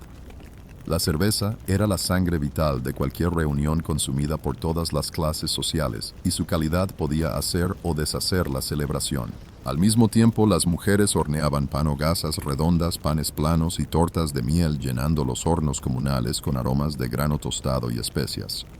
La carne rara en los hogares campesinos era sacrificada y asada, y las mujeres se aseguraban de sazonarla, guisarla o conservarla adecuadamente para extenderla entre grandes grupos. En el propio festival, las mujeres a menudo gestionaban los puestos de comida. Vendían pasteles, queso y pescado seco, o servían guisos humeantes de enormes calderos. Estos puestos eran más que comodidad, eran oportunidades para que las mujeres ganaran ingresos independientes, una rara ocasión de participar en la vida económica de su aldea o ciudad. Algunas incluso viajaban de festival en festival, convirtiéndose en vendedoras semiprofesionales en un mundo donde la mayoría del trabajo femenino estaba ligado al hogar. Las mesas del banquete reflejaban la orquestación femenina. En los festines comunales, largas mesas de madera crujían bajo bandejas de ganso asado, cerdo o venado, mientras cuencos de pottage, un espeso guiso sustancioso, se pasaban de mano en mano. Las mujeres eran responsables de servir, reponer y a menudo de añadir los pequeños detalles: manzanas especiadas, nueces tostadas con miel o hierbas fragantes esparcidas en el suelo para perfumar el aire. Sus habilidades convertían la necesidad en celebración. El banquete también tenía peso simbólico. En festivales de la cosecha, los primeros panes horneados con el nuevo grano eran a veces preparados y bendecidos por mujeres antes de ser compartidos. En fiestas religiosas, las mujeres ayudaban a preparar ofrendas o comidas para los pobres, tejiendo la caridad en la trama de la celebración. Su papel no era solo culinario, sino también espiritual, uniendo el alimento con el ritual. Para las mujeres medievales, las cocinas festivas y los puestos del mercado eran tanto deber como oportunidad. Su labor era central para el éxito de cualquier celebración, y su capacidad de transformar la cosecha en banquete simbolizaba la abundancia de la comunidad misma. Sin las manos femeninas atendiendo fuegos, fermentando cerveza y sazonando ollas, los festivales habrían sido ecos huecos, carentes de la calidez y plenitud que los hacían inolvidables. Aunque los festivales medievales llevaban la alegría de la música y la comida, rara vez eran solo diversión. La mayoría estaban ligados al calendario religioso, mezclando observancias cristianas con antiguas costumbres populares. Las mujeres desempeñaban papeles centrales en estos rituales, a veces visibles, otras veces discretos, pero siempre esenciales para el ritmo espiritual de la celebración. En días festivos dedicados a santos, las mujeres decoraban iglesias del pueblo con guirnaldas de flores, hierbas tejidas y velas. Estas decoraciones no eran meramente ornamentales, simbolizaban devoción, cuidado y la ofrenda de belleza a lo divino. Las mujeres también preparaban altares y organizaban procesiones, a menudo llevando velas o reliquias sagradas por las calles del pueblo. En ciudades más grandes, las mujeres nobles podían patrocinar estas procesiones, financiando el boato de estandartes, vestimentas y coros. Para las campesinas, incluso tejer guirnaldas con flores del campo tenía peso. Era su contribución para honrar a Dios y sostener la fe comunitaria. Los festivales también llevaban trazos de costumbres precristianas que las mujeres a menudo preservaban. Durante las hogueras del solsticio de verano arrojaban hierbas al fuego, creyendo que ofrecían protección contra enfermedades y desgracias. En rituales de cosecha tejían la última gavilla en muñecas de maíz, o madres de la cosecha, símbolos de fertilidad y abundancia que luego se guardaban durante el invierno hasta la siembra de primavera. Estos rituales podían reinterpretarse bajo el cristianismo, pero el papel de las mujeres como guardianas de los ciclos estacionales permanecía constante. En muchas celebraciones las mujeres encarnaban figuras rituales. La reina de mayo coronada con flores o la reina de la cosecha adornada con granos se situaban en el centro de las ceremonias. Estas figuras no se elegían al azar, representaban fertilidad, esperanza y continuidad. A través de ellas, las mujeres se convertían en símbolos vivos de la abundancia de la tierra y del futuro de la comunidad. Incluso en peregrinaciones ligadas a días festivos, las mujeres eran protagonistas. Viajaban con familia o vecinos a santuarios, a veces liderando cantos en el camino, otras ofreciendo hospitalidad a peregrinos. El acto de caminar, rezar y cantar juntos fortalecía tanto la fe como los lazos comunitarios, y la participación de las mujeres aseguraba que estas jornadas llevaran tanto sustento práctico como espiritual. En esencia, las mujeres entretejían religión y ritual en el tejido de los festivales medievales. Su trabajo, sus voces y sus símbolos transformaban las reuniones de simples fiestas en celebraciones sagradas que tranquilizaban a la comunidad con el favor divino. Sin su toque, ya fuera en guirnaldas sobre un altar o en la presencia de una reina coronada de festival, el corazón espiritual de estas celebraciones habría quedado incompleto. Los festivales no eran solo momentos de devoción religiosa o trabajo comunitario. También eran raras oportunidades de libertad personal, especialmente para las mujeres. En las rígidas estructuras de la vida medieval, donde los roles diarios estaban atados al hogar y al campo, las fiestas permitían a las mujeres salirse brevemente de esas restricciones. La música, la danza y la celebración creaban espacios donde las normas sociales se relajaban y surgían posibilidades de romance, amistad e incluso rebeldía. El baile estaba en el centro de estas libertades. Danzas en círculo en línea o por parejas daban a hombres y mujeres jóvenes la ocasión de mezclarse bajo la mirada vigilante pero indulgente de la comunidad. Para muchas mujeres solteras, este era el único momento del año en el que podían reír, moverse y coquetear en público sin escándalo. Tomarse de las manos en un círculo o entretejerse en líneas al ritmo de un tambor creaba oportunidades naturales de contacto visual y conversación. Aunque los matrimonios solían ser arreglados, los festivales daban espacio a la elección personal, a veces incluso originando uniones que luego eran formalizadas por las familias. Los juegos de cortejo añadían al ambiente. En mayo, una guirnalda podía ofrecerse a una joven como símbolo de admiración. En las fiestas de la cosecha, canciones con versos juguetones emparejaban a mujeres y hombres en romances fingidos. Incluso el papel de reina de mayo o reina de la cosecha llevaba connotaciones de admiración, ya que la joven elegida era celebrada no solo por su fertilidad simbólica, sino también por su belleza y gracia. Las mujeres mayores también encontraban en los festivales un espacio para salirse de la rutina. Madres y matronas participaban en danzas, cantaban con vecinas y disfrutaban de la oportunidad de reír abiertamente. Algunos festivales incluso alentaban la inversión del orden, donde las mujeres podían burlarse de los hombres, ridiculizar la autoridad o unirse a canciones picarescas sin temor a represalias. Por un breve momento, las jerarquías se doblaban y las mujeres reclamaban una voz más fuerte en el coro social. Estas libertades eran temporales, por supuesto. Una vez terminado el festival, las obligaciones y expectativas sociales volvían, pero los recuerdos permanecían. Canciones cantadas, danzas compartidas y miradas intercambiadas daban a las mujeres, especialmente a las jóvenes, una sensación de participación en la construcción de sus propios caminos sociales. De esta manera, los festivales actuaban como válvulas sociales, liberando las presiones de la jerarquía y los roles de género. Para las mujeres no eran escapes de la realidad, sino recordatorios de que bajo el peso del deber también existían la alegría, la elección y la posibilidad de cambio, por fugaz que fuera. Mientras la música y el baile llenaban el aire, otro latido de los festivales medievales era el mercado. Los puestos alineaban la plaza del pueblo, o la explanada de la villa rebosantes de bienes que convertían un festival en motor económico. Y aquí también las mujeres desempeñaban papeles indispensables, no solo como compradoras, sino como vendedoras artesanas y emprendedoras en su propio derecho. Muchas se preparaban con semanas de antelación reservando productos para vender en las ferias. Las campesinas llevaban cestas con huevos, mantequilla, queso y miel, frutos del trabajo doméstico que podían obtener buen precio durante las festividades. Otras vendían dulces horneados, bollos especiados, tartas de frutas o pasteles fritos que tentaban a los visitantes con solo su aroma.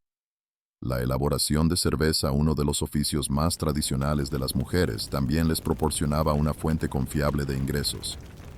A menudo las esposas montaban tabernas improvisadas sirviendo jarras espumosas a viajeros y aldeanos por igual. Las artesanas también dejaban su huella. Hilanderas y tejedoras vendían telas y prendas, muchas teñidas en colores vivos que destacaban entre la grisura de la ropa diaria. Bordadoras ofrecían pañuelos, cinturones o tocados decorativos. Herbolarias y parteras exponían manojos de plantas secas, vendiendo remedios para dolores, fiebres o amuletos de buena suerte. En algunas ciudades incluso se otorgaban licencias a mujeres para vender en ferias, reflejo de que su presencia en el mercado no era marginal, sino esperada. Los festivales daban a las mujeres una rara oportunidad de ganar su propio dinero fuera del hogar, mientras los hombres dominaban los oficios mayores como el ganado o el hierro.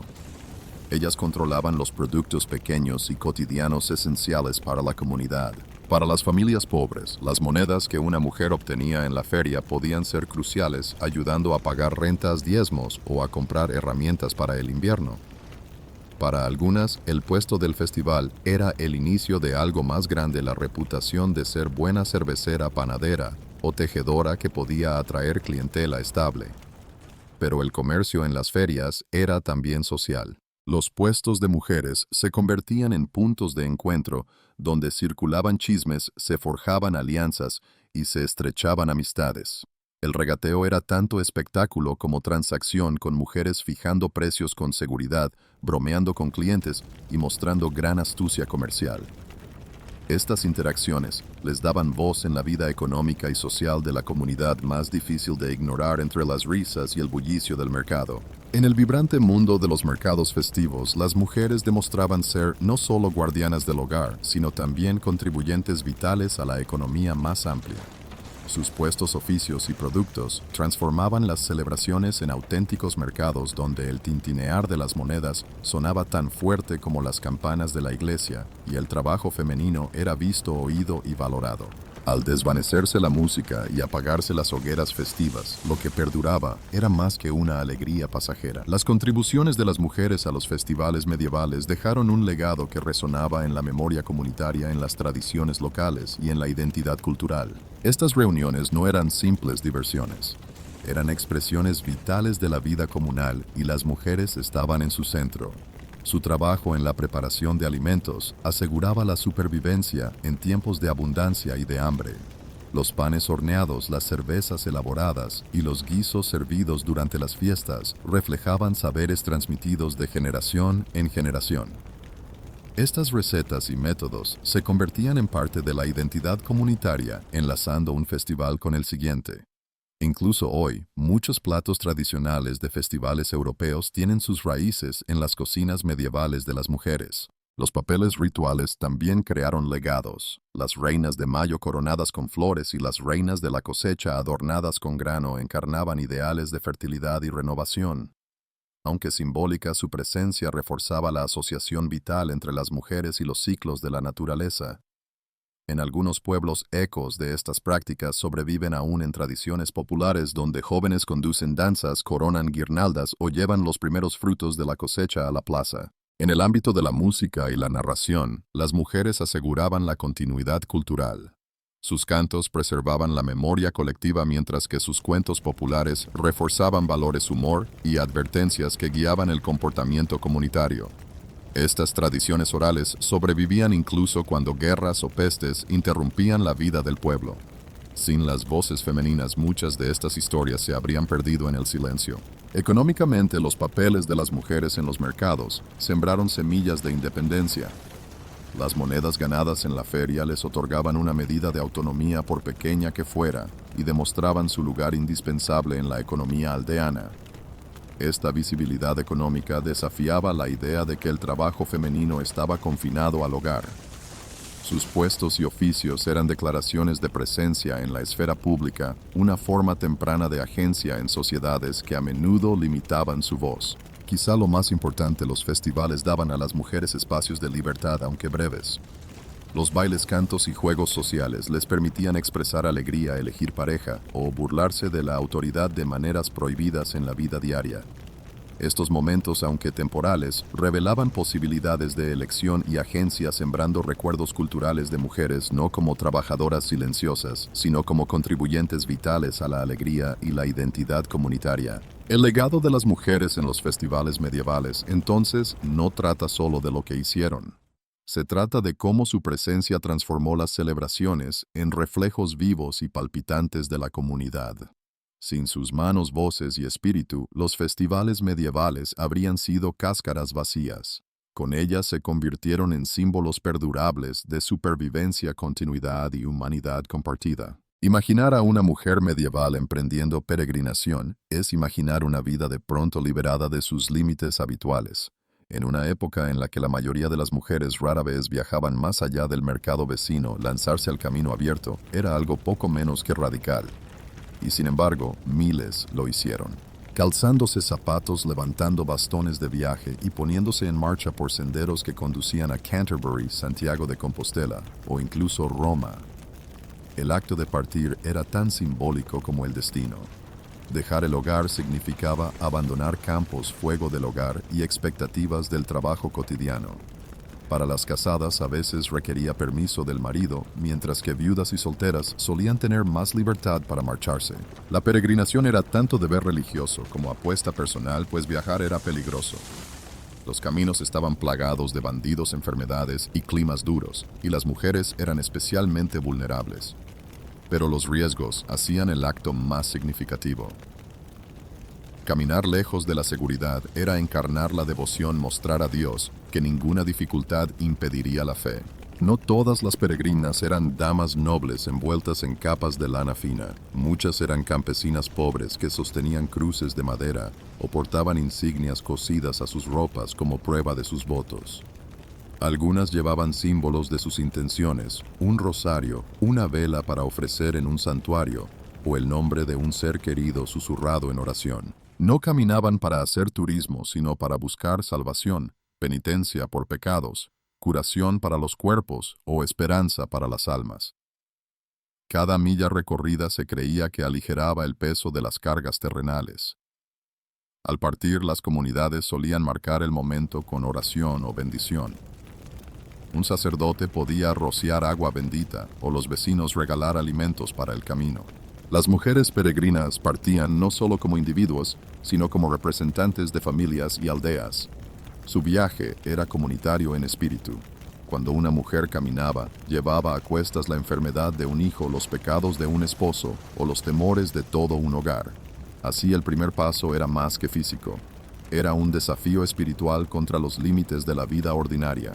Convertirse en peregrina era abrazar la incertidumbre, confiar en la protección divina y esperar que al final del largo camino aguardara la sanación o la redención. Para las mujeres de la Edad Media, la peregrinación era a la vez escape y devoción, un sendero tallado a través de las dificultades hacia la santidad.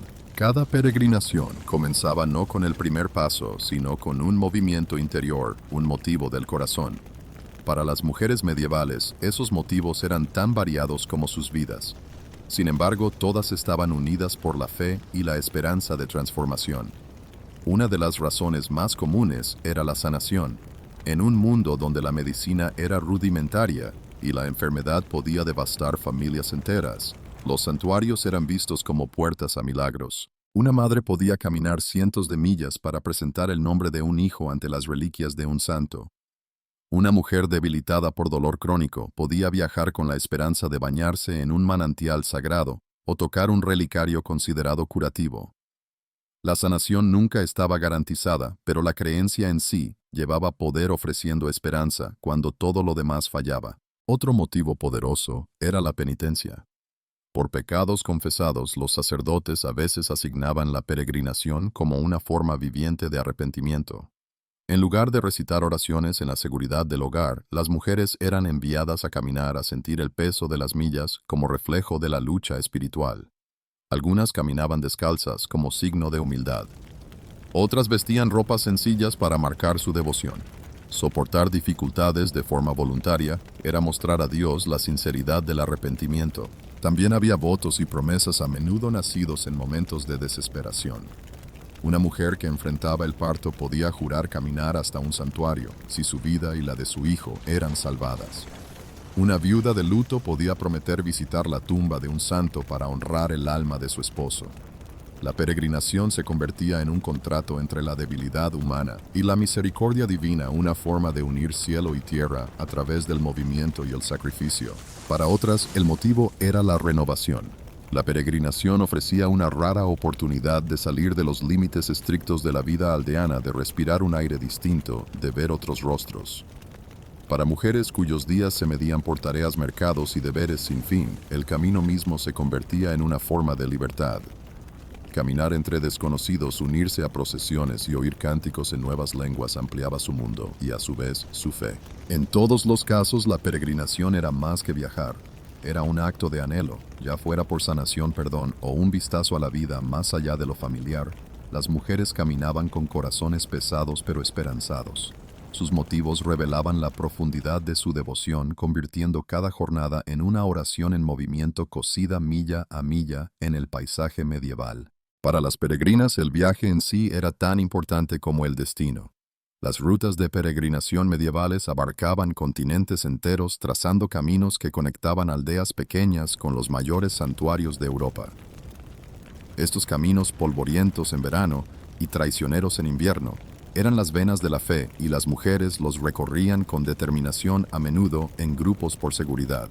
El Camino de Santiago en España era una de las rutas más famosas. Atraía a miles de viajeros de toda Europa, todos convergiendo en el santuario de Santiago en Compostela.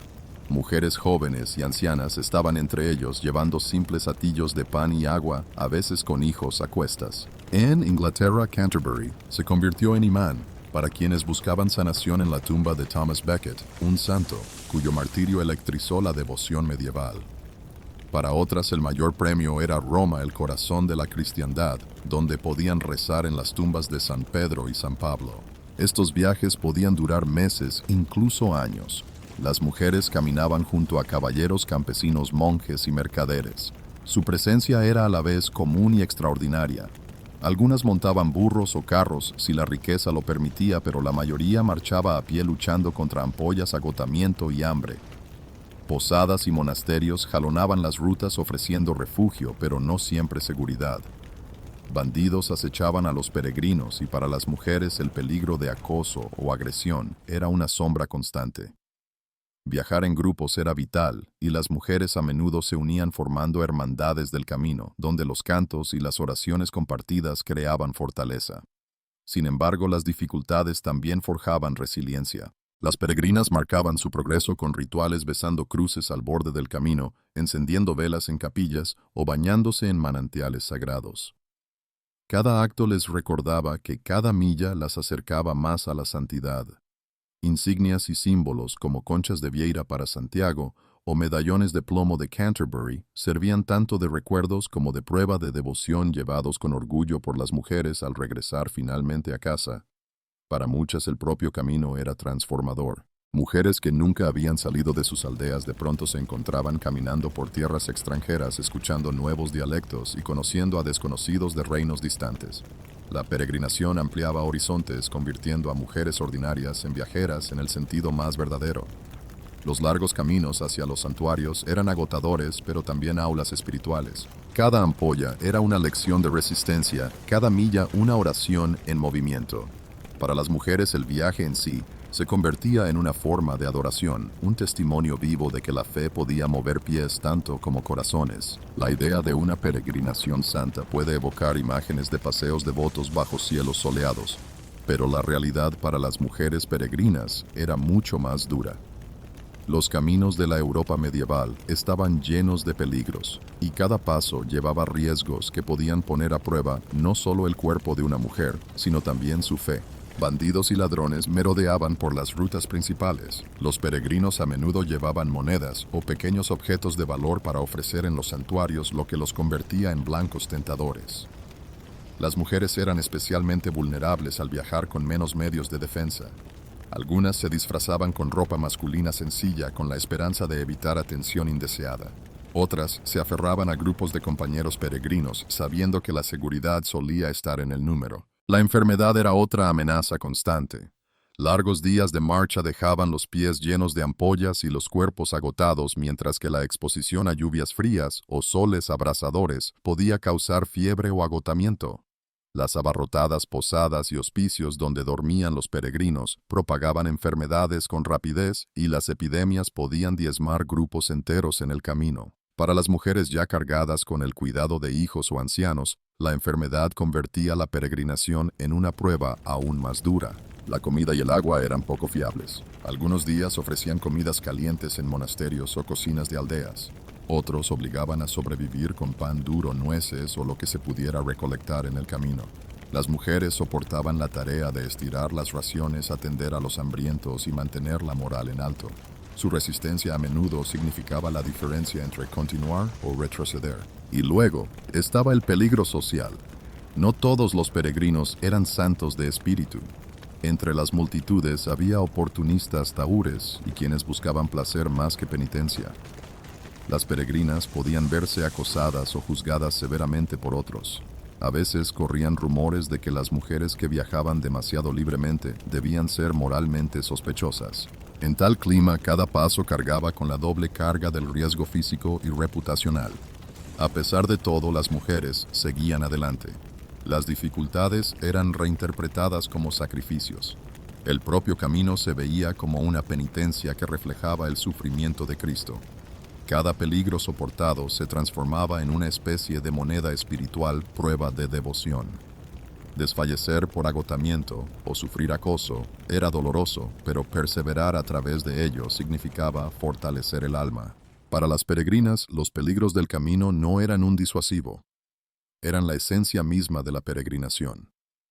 La dificultad era tanto el precio como el camino, y quienes resistían podían afirmar no solo haber llegado a un santuario, sino haber vivido su fe milla a milla. Aunque el camino de peregrinación estaba marcado por peligros, también estaba lleno de compañía.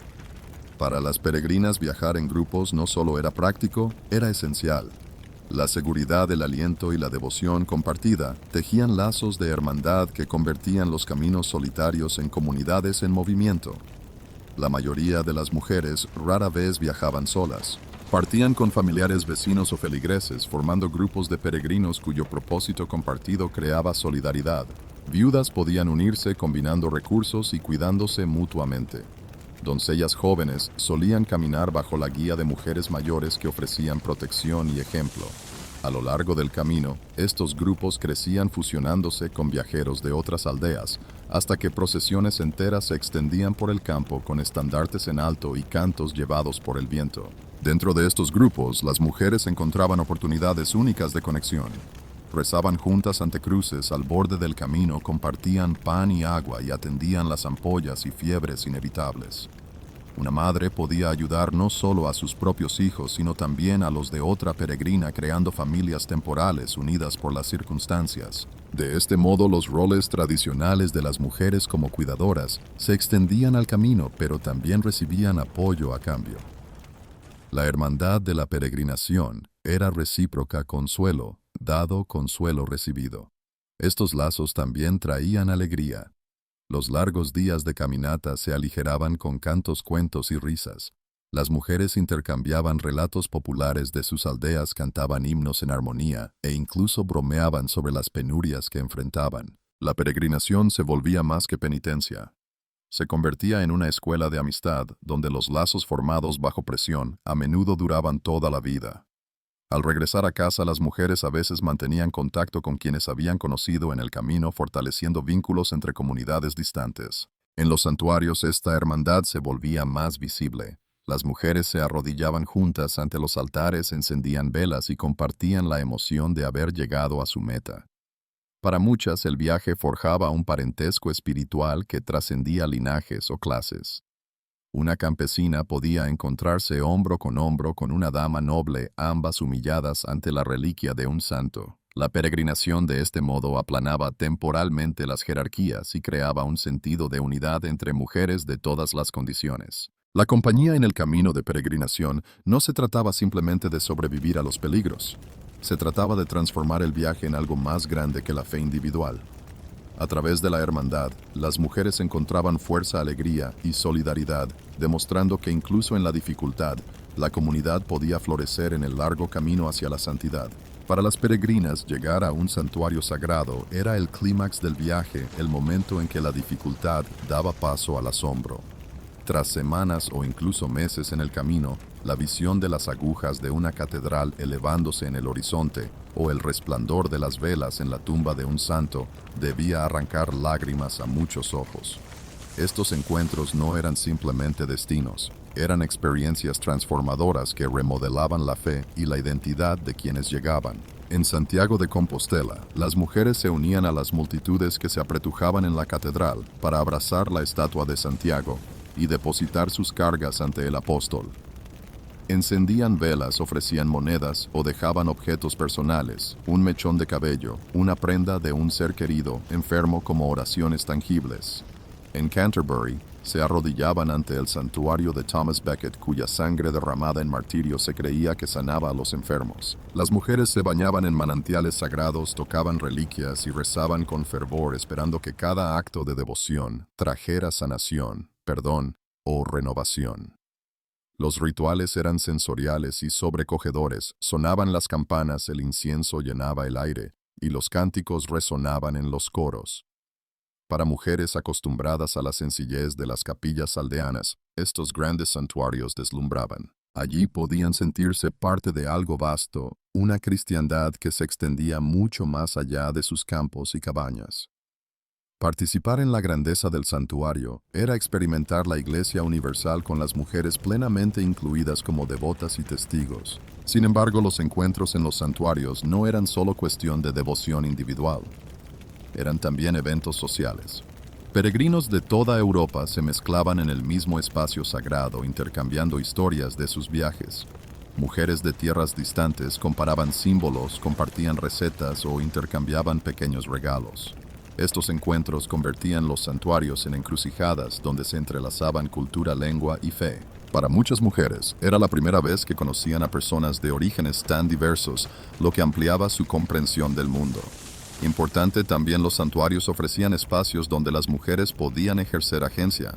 Algunas asumían roles de liderazgo, organizando oraciones grupales o cuidando a compañeras más débiles en el altar. Otras llevaban agua bendita, símbolos consagrados o indulgencias a sus aldeas, convirtiéndose en portadoras de poder espiritual. Al llevar el santuario a casa en forma física o simbólica, las mujeres se convertían en mediadoras de la santidad para sus comunidades. Los encuentros en los santuarios coronaban la peregrinación con sentido. Las reliquias tocadas, las oraciones susurradas y las velas encendidas no eran el final del viaje, eran su transformación. Para las mujeres peregrinas, esos encuentros sagrados validaban cada milla soportada y transformaban las penurias del camino en bendiciones del espíritu. Aunque incontables mujeres emprendieron peregrinaciones de manera anónima, la historia ha conservado los relatos de algunas cuyas jornadas se hicieron legendarias. Sus testimonios nos dan raros destellos de la valentía, la fe y la resistencia que encarnaban las peregrinas. Una de las más tempranas y notables fue Egeria, una noble del siglo IV. Viajó desde Europa Occidental hasta Tierra Santa, atravesando montañas y desiertos para visitar lugares bíblicos. Sus detalladas cartas conservadas por monjes describen no solo los sitios visitados, sino también las liturgias, oraciones y costumbres del cristianismo primitivo. Los escritos de Egeria siguen siendo una de las fuentes más importantes para los historiadores, prueba de que las mujeres podían ser a la vez devotas peregrinas y agudas observadoras del mundo. Siglos después, Margery Kempe de Inglaterra se convirtió en otra figura inolvidable. madre de 14 hijos y a menudo criticada por excéntrica Marjorie, sintió el llamado a una vida de devoción. Emprendió múltiples peregrinaciones en el siglo XV, viajando a Canterbury, Santiago de Compostela, Roma e incluso Tierra Santa. Su estilo de oración cargado de llanto y visiones extáticas la volvió controvertida. Sin embargo, el libro de Marjorie Kempe es considerado la primera autobiografía en inglés. A través de ella, vemos cómo la peregrinación podía transformar a una mujer laica en voz de autoridad espiritual. Reinas y condesas también recorrieron estos caminos. Viajaban a santuarios para pedir bendiciones de fertilidad, rezar por victorias o expiar acciones políticas. Sus viajes se registraban en crónicas destacando su piedad y su influencia. Leonor de Aquitania, por ejemplo, emprendió la Segunda Cruzada junto a su esposo Luis VII en el siglo XII. Aunque su peregrinación tuvo dimensiones políticas y militares, reflejaba aún la idea de que incluso las mujeres de más alto rango buscaban redención y sentido a través del viaje sagrado. Pero no todas las peregrinas célebres fueron nobles o visionarias. Algunas quedaron en colecciones de milagros, mujeres sencillas curadas en santuarios, viudas protegidas en caminos peligrosos o madres cuyas oraciones por sus hijos fueron respondidas. Sus historias menos grandiosas fueron preservadas por la Iglesia como prueba de la intervención divina. Al situar a mujeres comunes junto a santas en el registro espiritual, estos relatos recuerdan que la peregrinación femenina nunca fue marginal. Las mujeres fueron cronistas visionarias, líderes y ejemplos de devoción. Sus viajes inspiraron a otros, demostrando que el acto de caminar en fe estaba abierto no solo a monjes y caballeros, sino a mujeres de toda condición, desde reinas hasta madres campesinas. Para las peregrinas, el final del viaje no era simplemente regresar a la aldea, era la transformación de todo lo que venía después.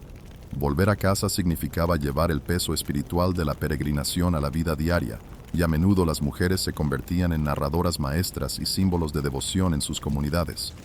Una de las primeras tareas era mostrar pruebas tangibles del viaje, insignias de peregrinación como la concha de Santiago, o medallones de plomo de Canterbury se lucían en capas, sombreros o cinturones, símbolos silenciosos pero poderosos que decían: caminé el camino, vi el santuario, recé en la tumba. Algunas traían agua bendita, aceite de lámparas o reliquias tocadas en el santuario que luego distribuían entre familiares y vecinos. Estos recuerdos sagrados extendían el poder de la peregrinación más allá del individuo, convirtiéndose en bendiciones para hogares enteros. Pero quizá más importantes que las reliquias eran las historias compartidas junto al fuego o en reuniones comunitarias. Las mujeres relataban sus aventuras, las dificultades del camino, la bondad de extraños, la grandeza de las catedrales y los milagros presenciados. Para comunidades donde la mayoría jamás salía del pueblo, estos relatos eran ventanas a un mundo más amplio. Las peregrinas se convertían en cronistas no oficiales, entrelazando fe, folclore y experiencia directa. Algunas regresaban transformadas en reputación además de en fe. Una campesina que hubiera caminado a Canterbury podía ganar nuevo respeto como figura piadosa. Una viuda que completaba el Camino de Santiago podía ser vista como testigo viviente de perseverancia. En algunos casos, las mujeres se convertían en líderes espirituales informales buscadas por consejo o por oraciones sanadoras gracias a la santidad asociada con su viaje. Sin embargo, la reintegración no siempre era sencilla. Algunas enfrentaban escepticismo. ¿Habían sido sus viajes verdaderamente sagrados o solo una excusa para la libertad?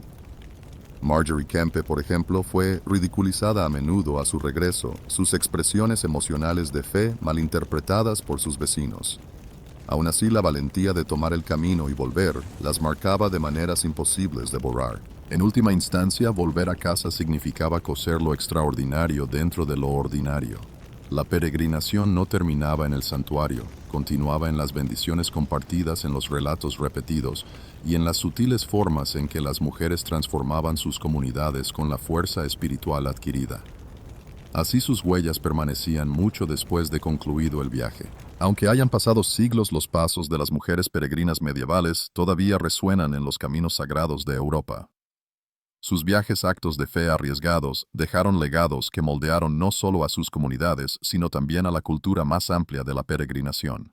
Las historias femeninas, ya sea en crónicas, colecciones de milagros o en las memorias de aldeas, testimonian que nunca fueron participantes silenciosas, sino hilos vitales en el tejido de la devoción medieval. Un legado está en la democratización de la peregrinación.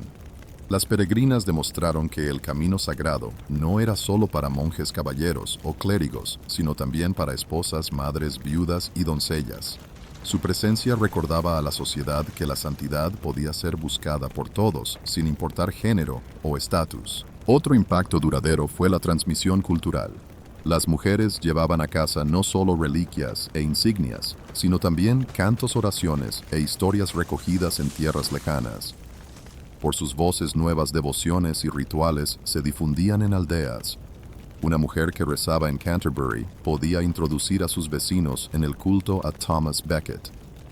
Otra que volvía de Roma podía contar maravillas de la ciudad eterna, inspirando a otros a emprender sus propios viajes. Así las mujeres se convirtieron en conductos de intercambio espiritual, ampliando horizontes para comunidades que rara vez miraban más allá de sus parroquias.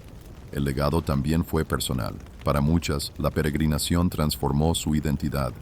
Una campesina que había soportado el camino de Santiago podía volver con nueva confianza a su estatus elevado por la resistencia y la piedad.